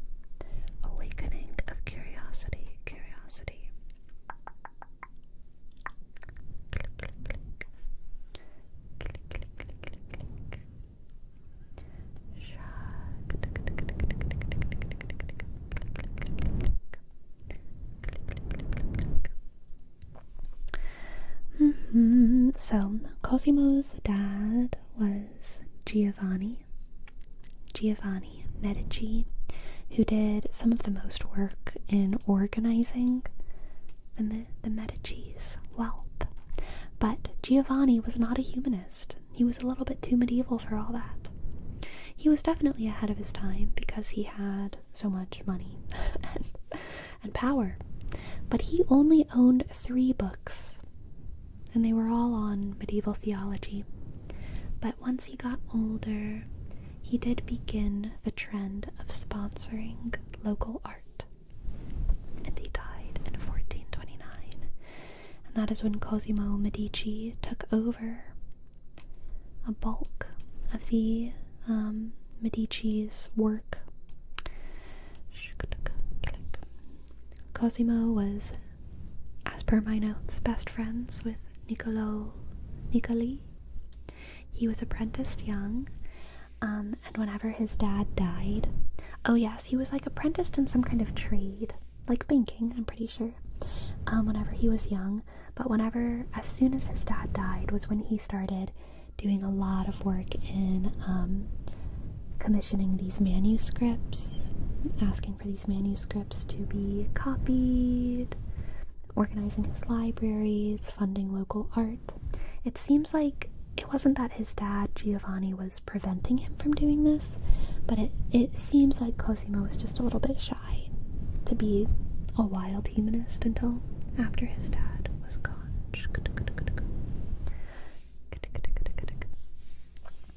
So he founded the Medici Library, and the San Giorgio Maggiore Library in Venice, which at its, and then the Medici Library at its height had over 10K manuscripts. Cosimo Medici had a lot of Catholic guilt because he was so rich. Eugenius IV, the Pope at the time, told him to spend his money reviving monasteries and commissioning art for the church. And so he did. That's what he did with a lot of his money. And it does seem like Cosimo Medici, who inherited so much wealth, and not only did he inherit wealth, but he inherited a bank that was doing a lot of like usury, basically. So people were like perpetually indebted to him, and he just like literally couldn't stop making money. He could have completely disillusioned the whole thing, but he instead tried to spend his money restoring Florence after the plague, restoring the churches in Italy after so many bouts of plague, bringing people out of the medieval era. Between 1434 and 1471, he spent about 633,755 florins. And here's a quote from my book. Such a sum is difficult to put into context. Suffice it to say that just over a century beforehand, the entire assets of the great Peruzzi Bank at its height, accumulated in branches all over Western Europe, and ranging beyond to Cyprus and Beirut, were the equivalent of 103,000 gold florins. So Cosimo had about 6 times as much as the largest bank in Europe had at its height, which was a century before. He inherited only about 100K of that from Giovanni, and when he died, he only had 200K left. So this was something that I was talking to one of my friends about the other day. He is like in architecture, and so whenever he was in college, he learned a lot about the Medicis and Renaissance architecture.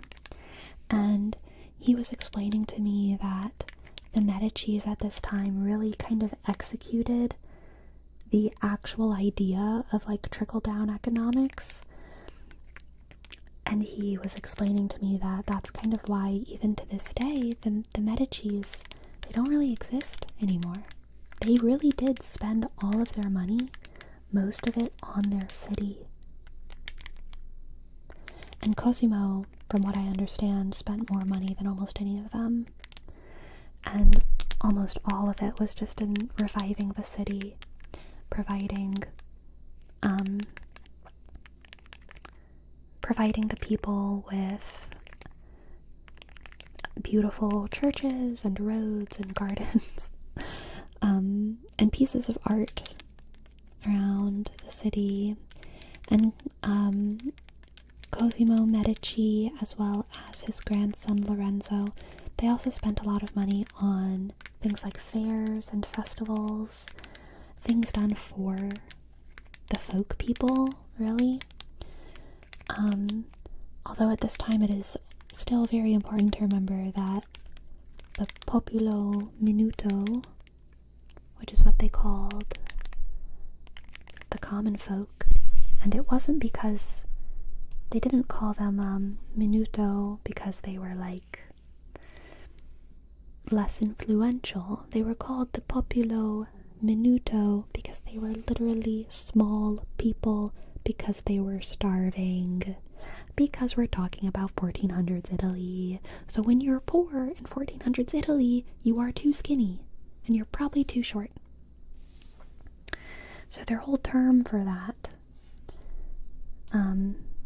is based off the fact that there is a perpetual population of undernourished people.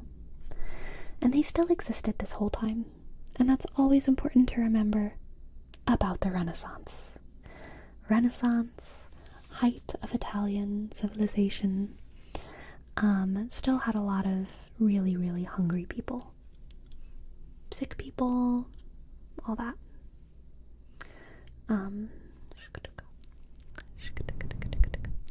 But Cosimo did do a lot. He did do a lot. And there weren't really easy structures in place for him to be, like, feeding everyone. Like, all of that is really structurally different. Different than anything they had at the time. And that is why Cosimo Medici is called the father of the country. The father of the country.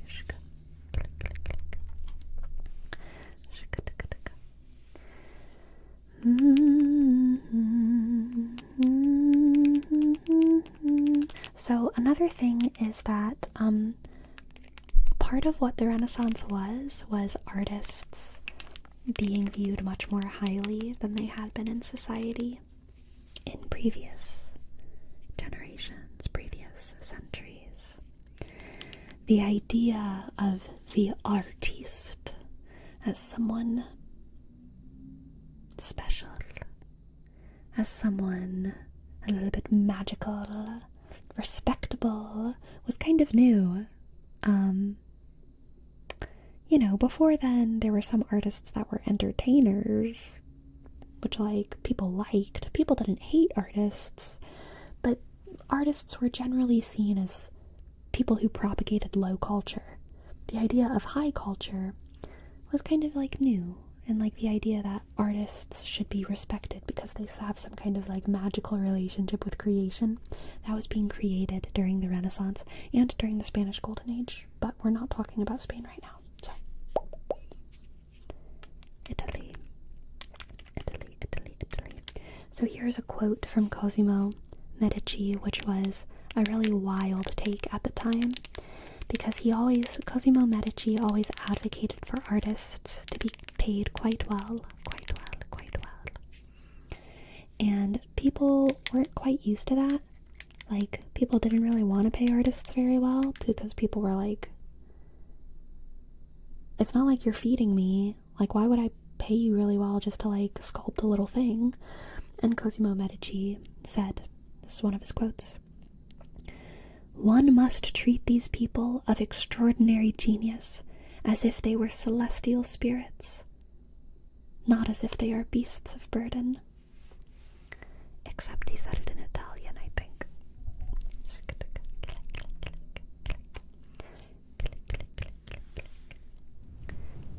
He cared a lot about the legacy of the Medicis.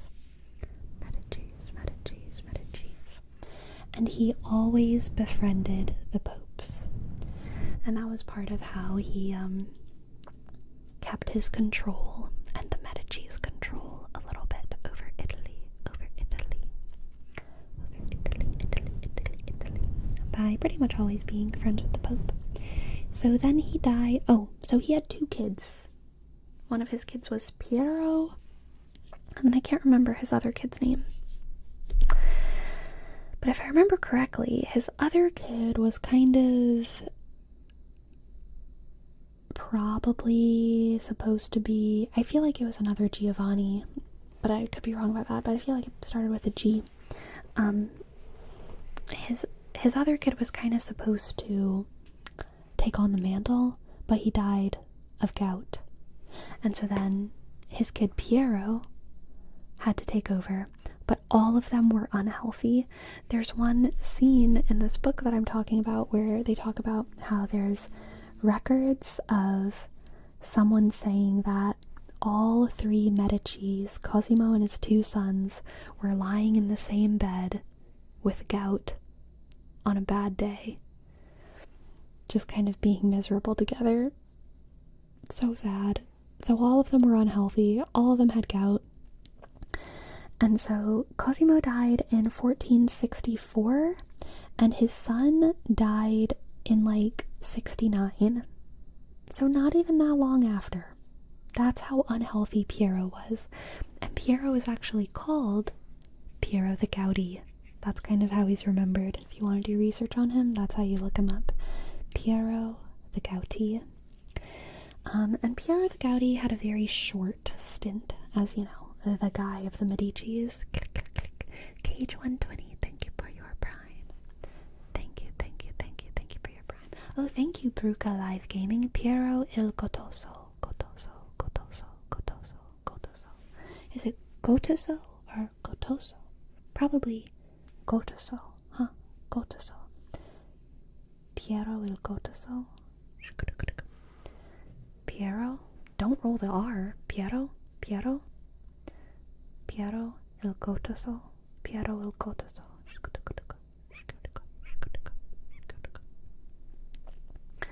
So Piero was mostly a peacemaker. He was not especially charismatic, and he was super crippled by gout. They had to like carry him around sometimes in like one of those things that you carry rich people in, because he just could not be walking.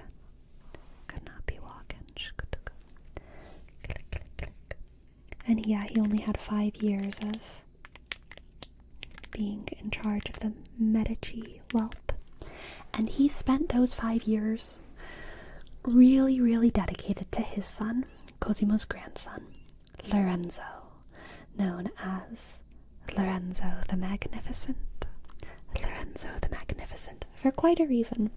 Lorenzo the Magnificent was the jewel of the Medici estate. As soon as he was born, everyone knew that he was really going to be taken on the mantle, because everyone knew that Piero was not going to live that much longer than Cosimo. So from the time that he was a little kid, he was treated kind of like a king, and also given excellent tutorship from Ficini, if you remember, the Plato hermit expert. And from the time he was a teenager, he was sent on diplomatic missions all around Italy. To kind of do some smoothing over of egos and negotiate little things on behalf of his father, Piero, who not only... That's my merch store! I forgot that I had things for that. Thank you for purchasing a Bambi shirt. Thank you. Brain Rot Bambi for the win. That was cool. I totally forgot that could magically happen. Thank you so much. I hope you enjoy your t-shirt whenever it comes in. Bambi will be happy. Yes, he was sent on diplomatic missions because his pa couldn't physically, and also Piero knew that he wasn't very charismatic, but Lorenzo the Magnificent was very, very charismatic, and so Lorenzo was successfully doing diplomacy for the Medicis from the time that he was like 16, basically. He was raised in this environment of humanism. Thank you, Mafriki. Lorenzo.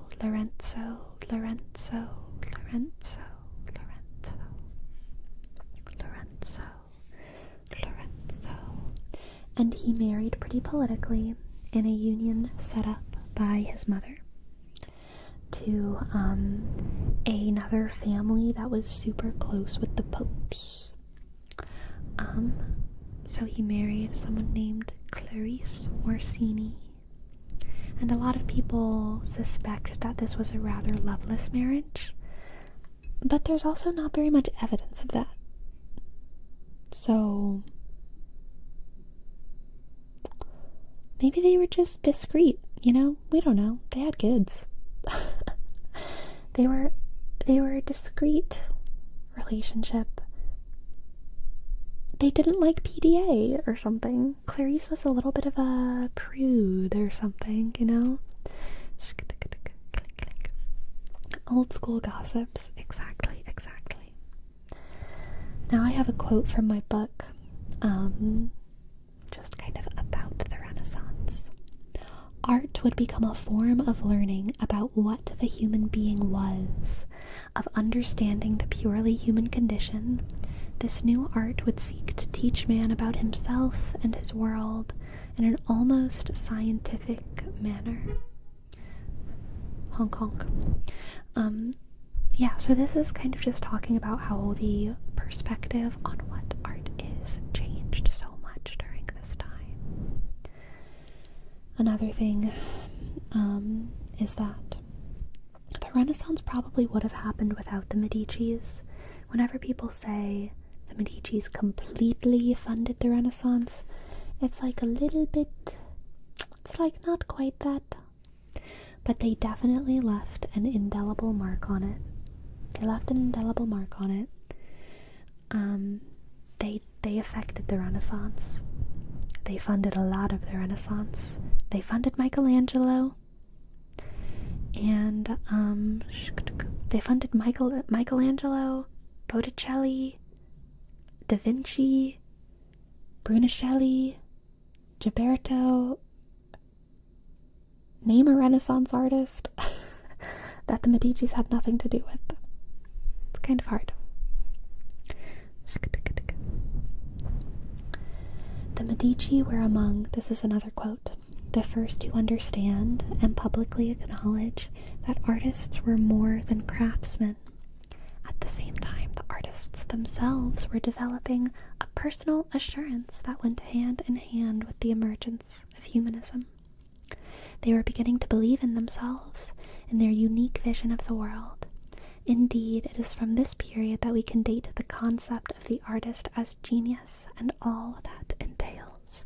Here we see the artist exhibiting exceptional talent, exceptional behavior, and exceptional self-assurance, and paradoxically, as a result of this, exceptional psychological torment. Fun.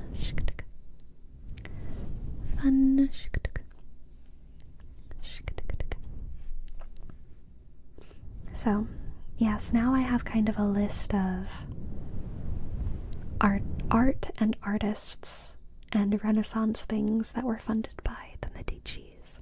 Sorry? The Medicis. Medicis. Medicis. Medicis. Medicis. Medicis.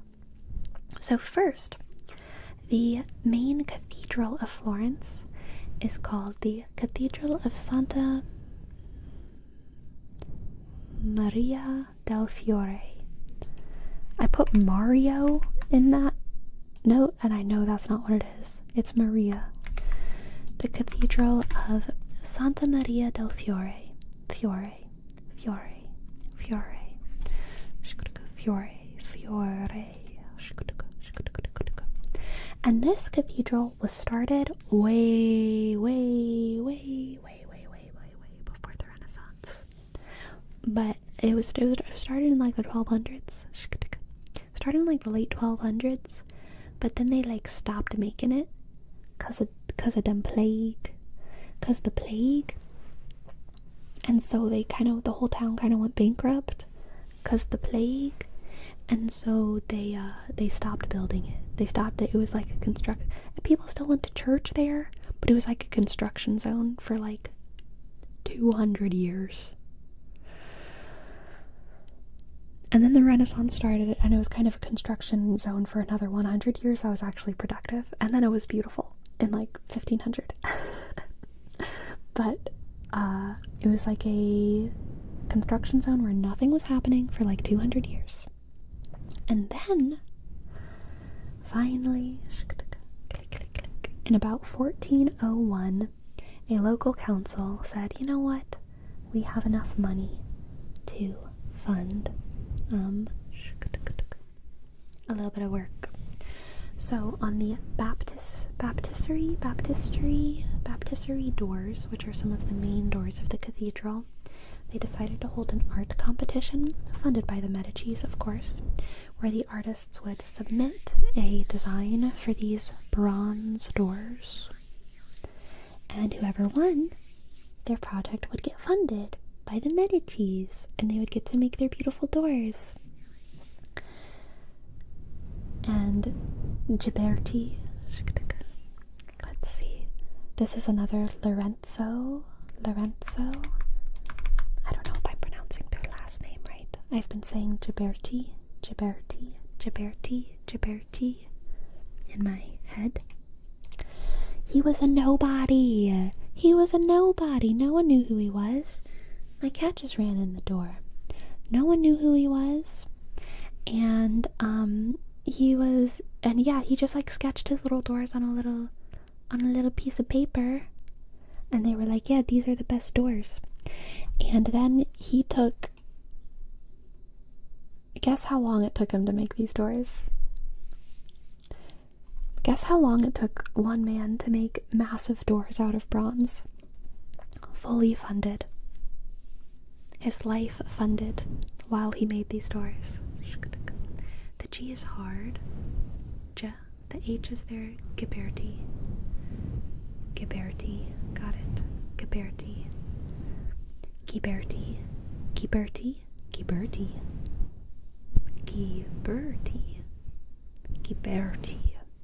Is it Ghiberti or Ghiberti?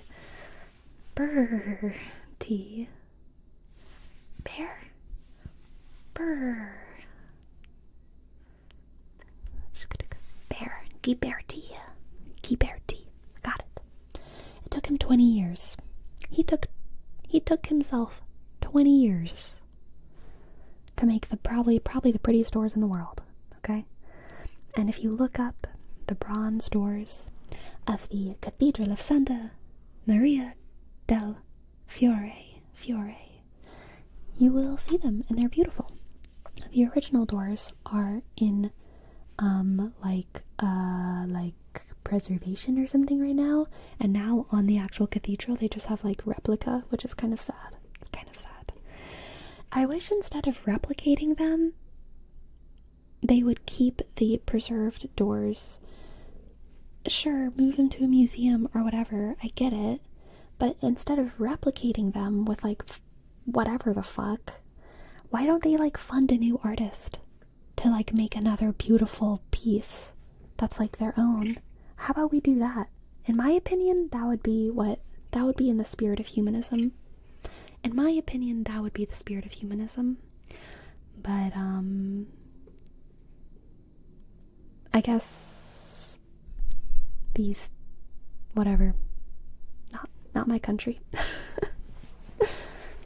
Not my country.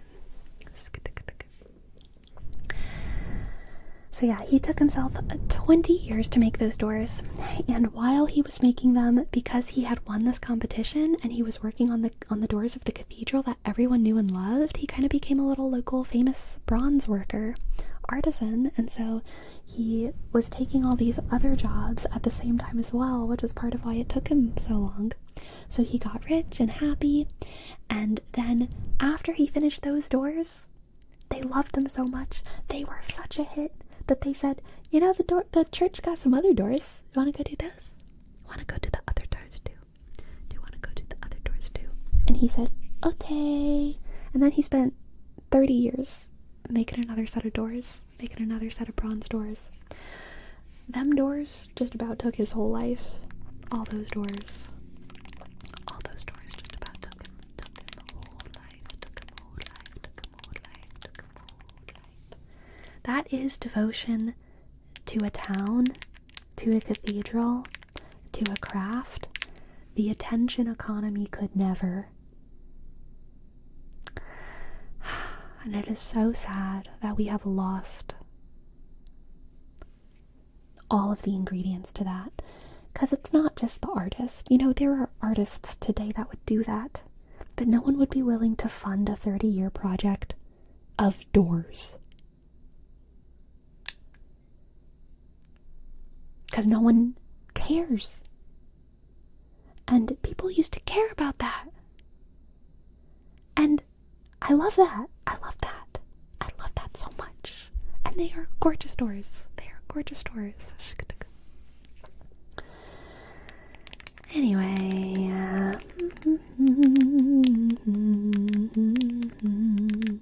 so another person who was a well-renowned craftsman at the time who submitted a door design for this little competition was a guy named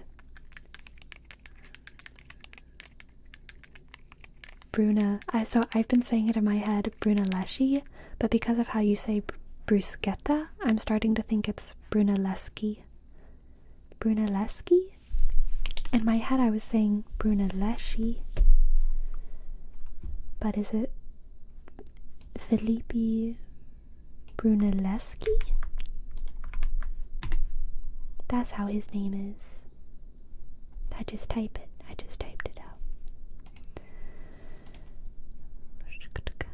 Brunelleschi.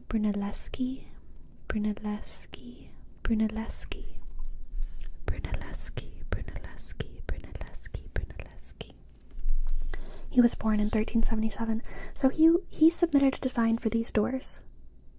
He was an established artist. He was a little bit older than Ghiberti. He was a little bit older than Ghiberti. And when this low-life nobody named Ghiberti put a little pencil sketch on a piece of paper and won the 20-year bronze door contract, Brunelleschi was pissed off. Brunelleschi was so pissed off, he was like, I'm done with the fine arts. Completely. I hate the fine arts. I was actually never into the fine arts. You know what? Fine arts suck, and they're not as important as big arts like architecture. Brunelleschi's apprentice, helper, was Donatello. Donatello, whose name you've probably heard before because he was a very good sculptor, fine artist, painter. I think mostly sculptor. But Brunelleschi was so pissed off, he was like, Donatello, come. Donatello, listen. Fine arts are bullshit. You know where the real money's at? Architecture. Architecture's what the people need. Architecture's what the people care about. Doors are lame. How about we get better at building buildings? And so then he took Donatello with him to Rome to study the Parthenon, because no one knew how to build the Parthenon anymore. And he was like, I'm gonna figure out how to build domes, because again, the plague, the medieval ages, the dark ages, everyone had forgotten about how to build domes. And so Brunelleschi went all the way to Rome to study the Parthenon.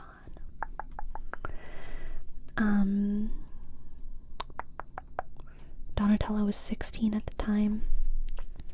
And then in 1417, the doors would have been almost finished at this time.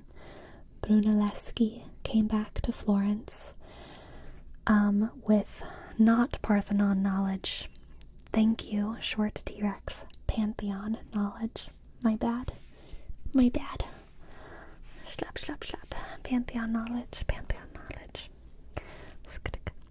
And Giovanni Medici, so the father of Cosimo Medici, commissioned him to build a hospital first, a new hospital, and there Brunelleschi became friends with Giovanni and young Cosimo, and so then the Medicis commissioned to have him help build their church at San Lorenzo.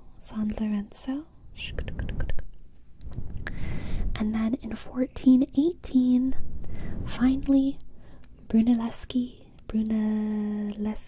got his comeuppance a little bit. I don't know if that's the right word. He got his big victory because he won a contest to be the architect of the dome of San Maria del Fiore. So the same door that the same door that Ghiberti, the same church that Ghiberti put his lame-ass bronze doors on. Brunelleschi's like, okay, but I'm gonna build the roof. I'm gonna build the roof. Crazy purrs indeed. Also crazy bomb. Also crazy just making noise. Just making noise. That was kind of my fault. I picked her up and I moved the mic. Okay, let me change positions a little bit for my cat. Let me pull these a little more this way. Are you comfortable, girl? Okay. I'm gonna try to stay mostly in between these two mics, but I'm gonna be moving a little bit less. So excuse the cat noises. Yeah, she is saying it's time for lovin's.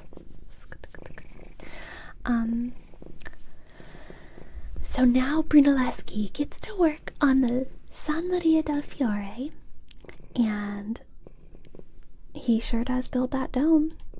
But they wanted him. Oh, this was so funny. So the same council that is kind of in charge of all the construction going on this church, they say, Brunelleschi, we'll consider letting you build that dome, but you're gonna need an assistant. How about Ghiberti? They suggest Ghiberti, the guy who broke Brunelleschi's heart over this competition, to be his assistant. And Brunelleschi got so mad he threw shit in the face of this council and then walked out the doors, slammed them, and was like, no. And then he negotiated until the council allowed him to do his work without an assistant. But Brunelleschi, because of the suggestion of working with Ghiberti, he got so paranoid that all of his architectural drafts, works, and notes he wrote in a cipher for the rest of his life. For the rest of his life, this man wrote in a cipher. So dramatic. Yes, for Rome. Brunelleschi, also iconic. Iconic. Prideful, quick to anger, paranoid. What a nerd. The competition did scare him. Yes. Yes.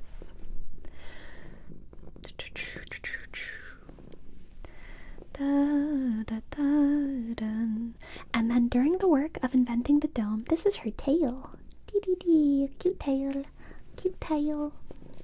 During the work to build the dome, he invented the crane and the hoist.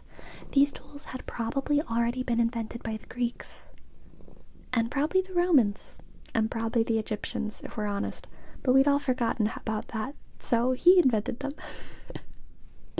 He invented the crane and the hoist, and he used it to build the dome of the San Maria del Fiore. I was gonna say that's way late to invent a crane. Yeah, it's pretty embarrassing how we kind of completely forgot about it, you know? It's kind of embarrassing. Reinvented them. Yep, exactly. So he built his roof. He built this dome in 15 years, which is really funny when you think about how Ghiberti took 50 years to build 2 sets of doors. But architecture is different from bronze work. So my cat it's summer now, summer hit. Okay, we're gonna take a break from the Italian Renaissance to talk about my cat.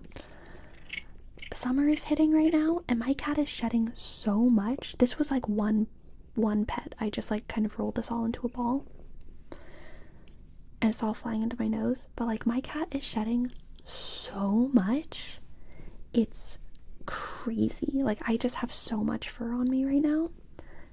And I think I'm gonna give her a bath, which I haven't actually done in probably like 4 years, maybe probably like 4 years. Because the only time I've ever given her a bath has been when she had fleas. And I kind of grew up with the knowledge that you don't give cats baths unless you have to. But, I think I need to give her a bath with like some special cat dander and shedding shampoo or something. Because, like, it's just coming off in clumps.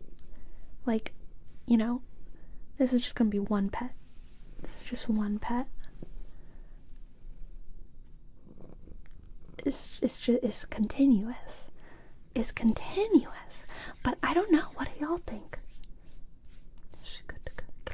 I bought like special cat shampoo today because I was thinking, you know, maybe I should be doing this.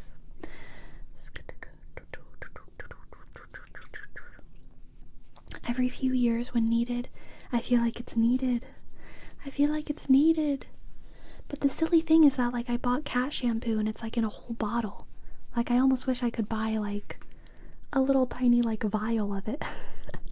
Because if I'm giving her a bath once every few years, it's gonna take me forever to get through this bottle. Have you seen the VTuber called Fillion? No, I don't think so. Is she fine taking baths?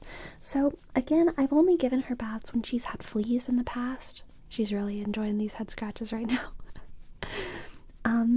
Also, thank you so much for the tip, Hoaxilla. Thank you. That's crazy. Thank you so much. Thank you. So yeah, I've only given her flea baths before, which take a longer time because you're like looking for fleas while you do it. I'm gonna have to vacuum after this stream.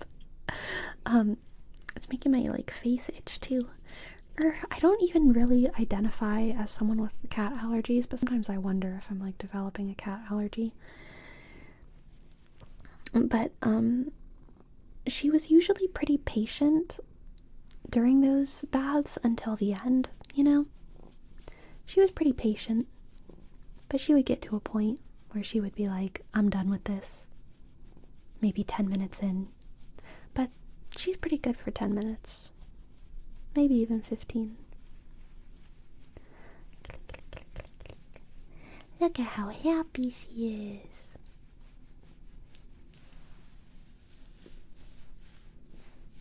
Actually, like, just this week, I feel like the need to like show y'all every time.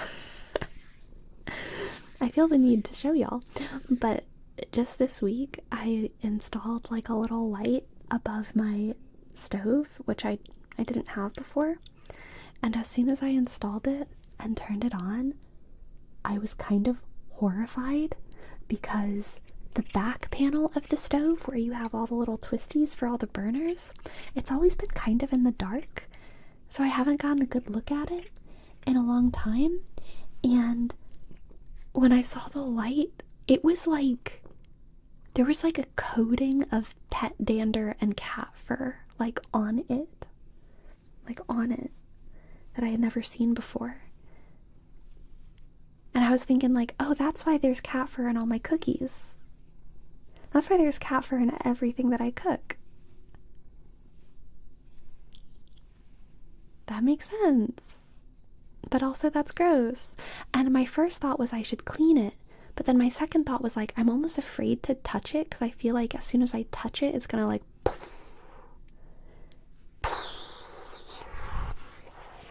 into the air. And so it's actually still exactly like that. I think I need to go in with like a wet towel. I need to go in with a wet towel and like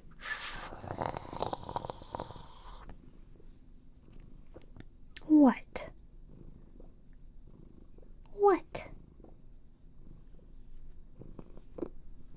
I couldn't see who saw it or who said it, but someone in chat said that like she has very bird-like purrs, and it's true, she really does. She has like It's like a very tight purr or something. So it's high pitched. It actually has a sort of musicality to it, bird-like purr. It's just that her actual purr kind of sounds like a sometimes. Like a pigeon, yeah, similar. Like right now it's kind of low, but every now and then you'll hear it like kind of start to vocalize a little bit.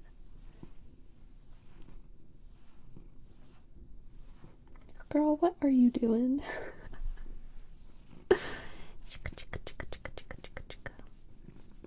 It's crazy time now. You might have heard it a little bit right there. Kind of went high pitched for a half second. Eee. Does she ever do loud meows?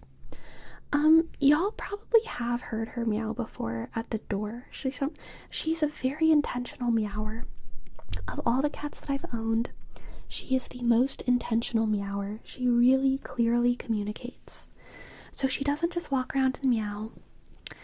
And she also doesn't never meow. Whenever she wants something, she will meow. But it's really, like, you know, she will sometimes not meow all day. And if she does meow, it's usually because she really wants something to change right in front of her. And it's usually she wants a door to be opened. And she's not even gonna meow, meow, meow, meow, meow. Unless she feels like I'm ignoring her. But if she doesn't know that I'm ignoring her, like it's happened before where I'm like recording a video and so she can hear me talking. And if she hears me talking, she'll say meow, meow, meow, meow, meow at a door. But if I'm working on something quietly, she'll just go up to a door and meow once and wait. And then I'll go and open the door, which is pretty cute. It's pretty cute. She's a really, really clear communicator. So it's usually either a door or food. She lets me know whenever her food dispenser is like low on food, because she doesn't meow before she gets fed every time. She only meows if like her food bowl gives her less than it usually does. And then I'll say, oh, what's wrong? And I'll check inside and sure enough it'll be empty. So then I'll give her a little bit extra and go get more food, go get more cat food. She would have ruled Egypt. So what is it that I'm supposed to say after I talk about the prophet? I can never remember. Isn't there something you're supposed to say after you talk about the Prophet Muhammad? Something. You're supposed to say something after you say his name? I can't remember. Peace be upon him. Thank you, Z's Library. Yes. The Prophet Muhammad. Peace be upon him. Some people suspect that he had a Turkish Angora. I am not Muslim, so I don't know all of these stories, but whenever I was doing research on the Turkish Angora, which is what she is, there were some articles or something that said that the Prophet Muhammad did have a cat, and there's two kind of ways that cat is depicted, and it's like two very specific breeds. And one of those breeds is the Turkish Angora, because they are so regal, aren't they? So I think that if the Prophet Muhammad, peace be upon him, had a cat, it would be a little Turkish Angora.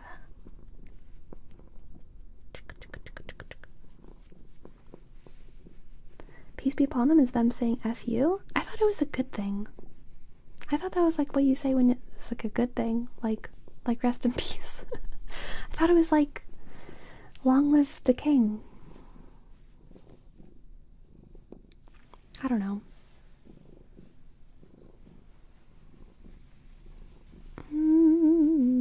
It's peace be with you. Yeah, that's what I'm thinking. How have her eyes been doing with the latest season change? Pretty good.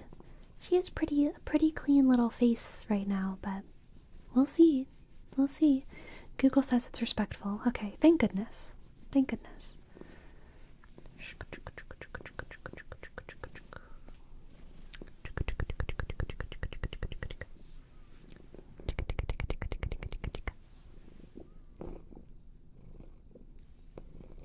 Do you see how, do y'all hear the pitch of that purr? That's what I'm talking about. Not right now. Now she stopped it. Do it again. Do it again.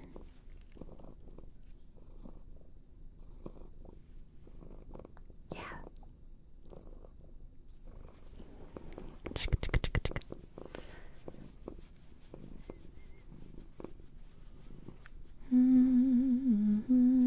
She definitely does like a pretty like hard scratch, I will say. She likes a firm scratch. A firm scratch. Scratch, scratch, scratch, scratch, scratch, scratch.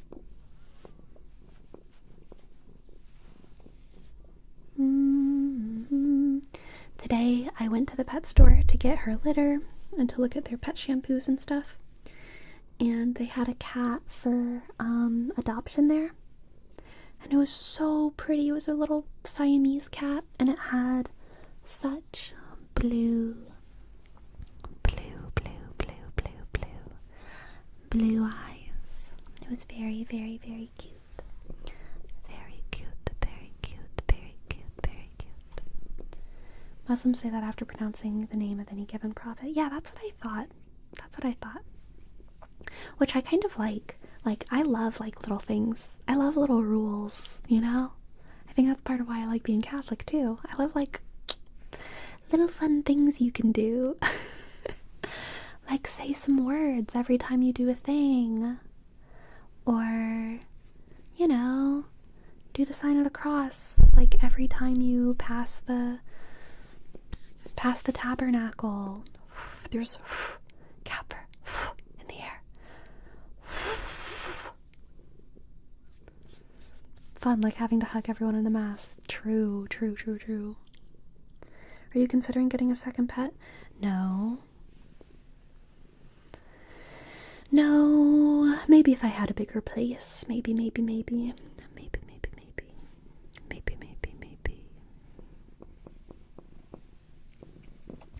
But dear Gracie is old, so I don't really want to, you know, she's kind of the priority. I don't think she wants another pet in the apartment.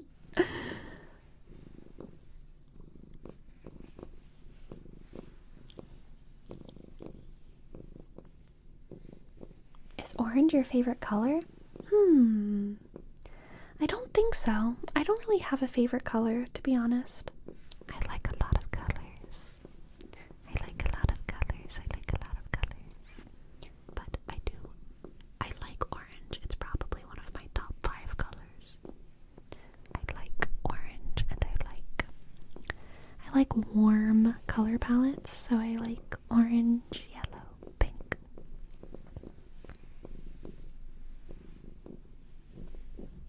And red. And I like gold and silver. And I like rose gold.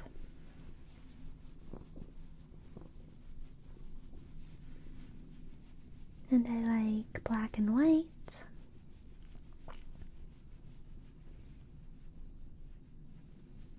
She's just always slightly orange. That's true. I feel like I don't look super orange today. But I do have orange on my eyes.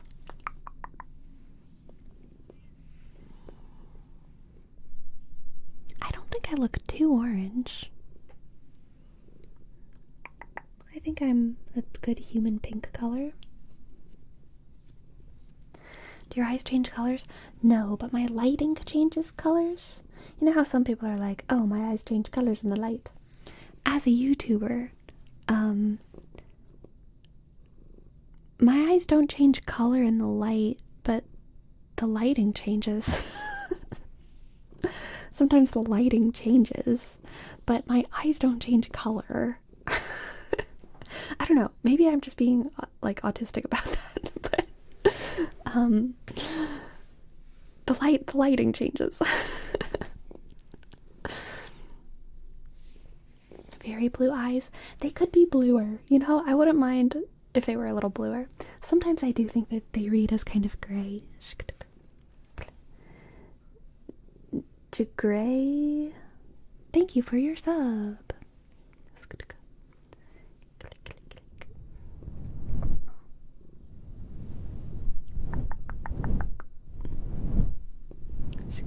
Mr. Evil Cloud?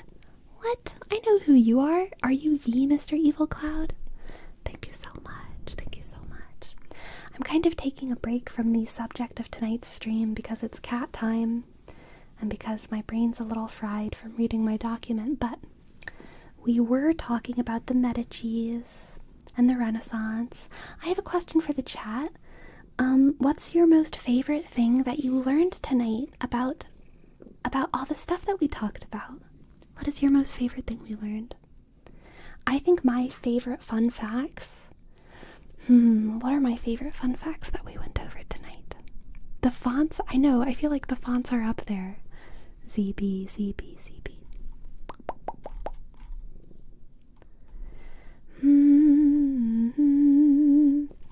Oh, I mean, my favorite thing that I learned tonight was how to pronounce Giorgio Maggiore. Giorgio Maggiore. Giorgio Maggiore. Giorgio Maggiore. The sun, Giorgio Maggiore in Venice. That's my favorite thing. And I haven't really learned it yet. I'm still learning it. The sun, Giorgio Maggiore in Venice. That was an important thing for me to learn, how to pronounce that. And then, yeah, I do think that my favorite fun fact is the fonts. But close runner up is the animosity between, yes, Ghiberti and Brunelleschi.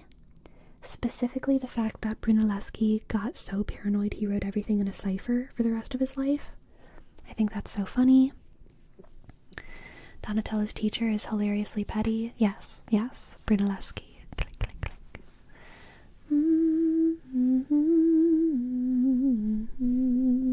Between the font and the 30-year doors, yeah. The 30-year doors are pretty fun. They liked snacking while talking philosophy? Yes, Ficino. Okay, so second question. If you could see like a biography, a biopic, a little biopic HBO miniseries about any one of these characters, who do you choose? Click, click, click. Oh, the term Doctor of Divinity is new to me. It is a very charming phrase, yeah. Dude, I think more people need to be getting Doctors of Divinities. Brunelleschi for sure. I want to know his POV. Fair. Lorenzo the Magnificent, Bruca Live Gaming. I do think he's by far, like, canonically kind of the one who you would most want to see in a movie because he's charismatic and he wears jewels. He was known for, he's called Lorenzo the Magnificent because he, like, was really, like, fancy. Like, he loved dressing up and putting on magnificent shows. He had magnificent armor that he wore in a jousting tournament, and he had jewels that cost like over 1,000 florins each, which, if we remember, a good wage for an artisan during the Renaissance was 100 florins a year. 100 florins a year! Which is like, you know, only 1/10 of the jewels that Lorenzo was wearing.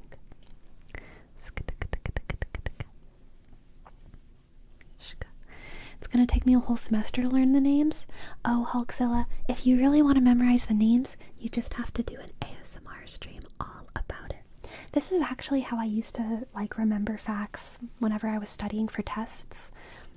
with my family, with my mom and dad, I would like go downstairs with all my notes and I would say, like, can I teach you everything that I learned? Or like, can I tell you, like, orally tell you everything that I'm learning?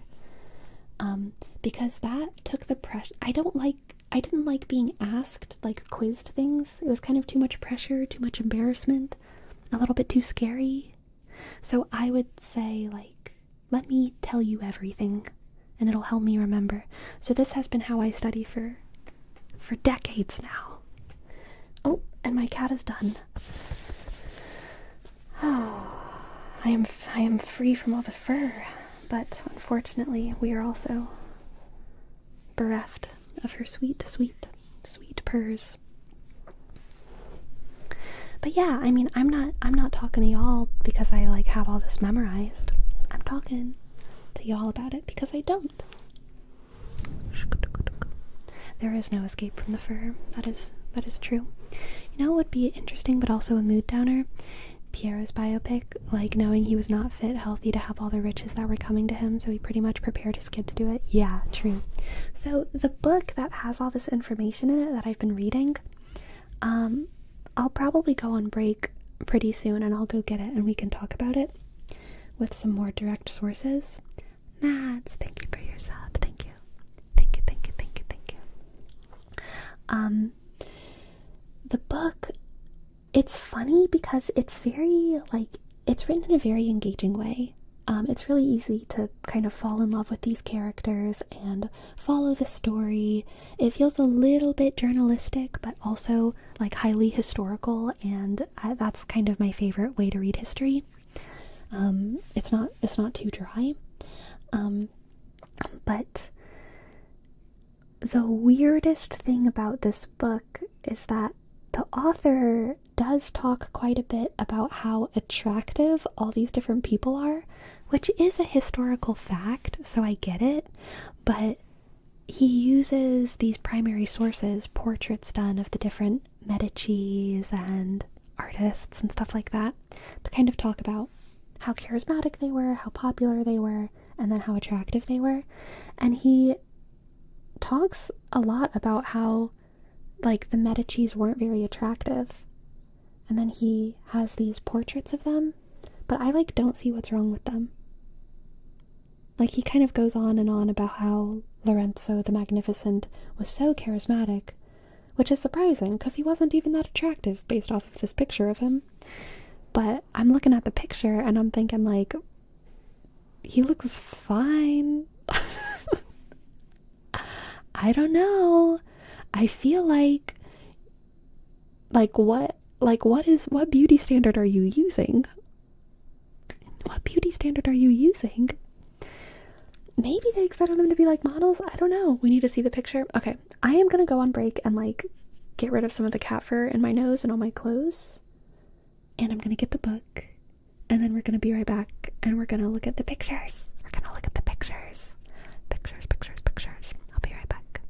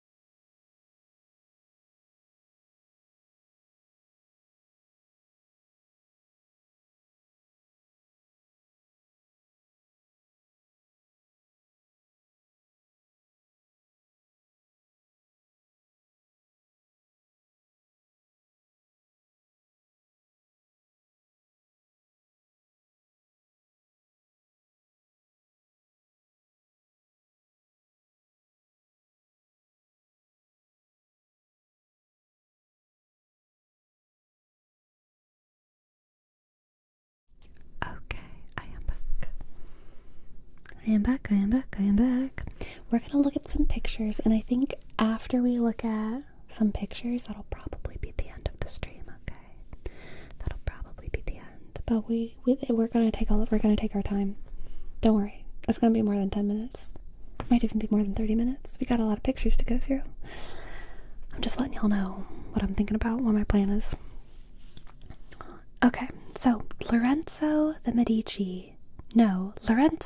Magnificent. Lorenzo Medici the Magnificent. What we have of him is a sculpture. So this man is,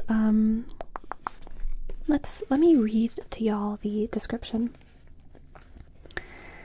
Indeed, apart from the aura pertaining to his implicit power, his appearance is somewhat unprepossessing. The best-known portrait of him, a painted terracotta bust by Verrocchio, depicts a surprisingly coarse-featured, frowning figure. He has the prominent Medici nose and protruding lower jaw, heavy-lidded eyes, and wide but curiously unsensual, narrow-lipped mouth. It's difficult to detect the exceptional man behind such features in repose, though doubtless, when enlivened by the power of his personality, they exuded that compelling magnetic quality which made him so sexually attractive, and which also attracted the fond admiration of philosophers, artists, and even the people. And this is the man. Exactly for Rome. Isn't some of this language like kind of weird? Like those lips. I mean, I don't even know how to describe lips. Like, what does an unsensual lip even mean? I don't even know. And when I think of a sensual lip, I just think of like a lip that's like posed in a certain way, not like a type of lip. But here y'all can see what I'm talking about. The prominent Medici nose and protruding lower jaw, heavy-lidded eyes, and wide, but curiously unsensual, narrow-lipped mouth. Such compelling quality which made him so sexually attractive, and which attracted the fond admiration of philosophers, artists, and even the people. That was Lorenzo Medici. He looks handsome to me. I mean, that said, I feel like I am like not a very visually oriented person, to be honest. So anyone who doesn't look like they just came back from, I don't know, getting their nose blown off or something, I feel like kind of looks fine to me, and I feel like he looks fine. Like, I don't know why it's noteworthy to talk about how unattractive he is. And he does it later on in the book, too. But let's see if I can find some images of the other characters we've been talking about. Because I do think that there are some other images of characters that we've been talking about. Swipe right for him? I mean, look, I'm a person who reads profiles first. And if I read the profile of Lorenzo the Magnificent, yeah, I'd probably swipe right.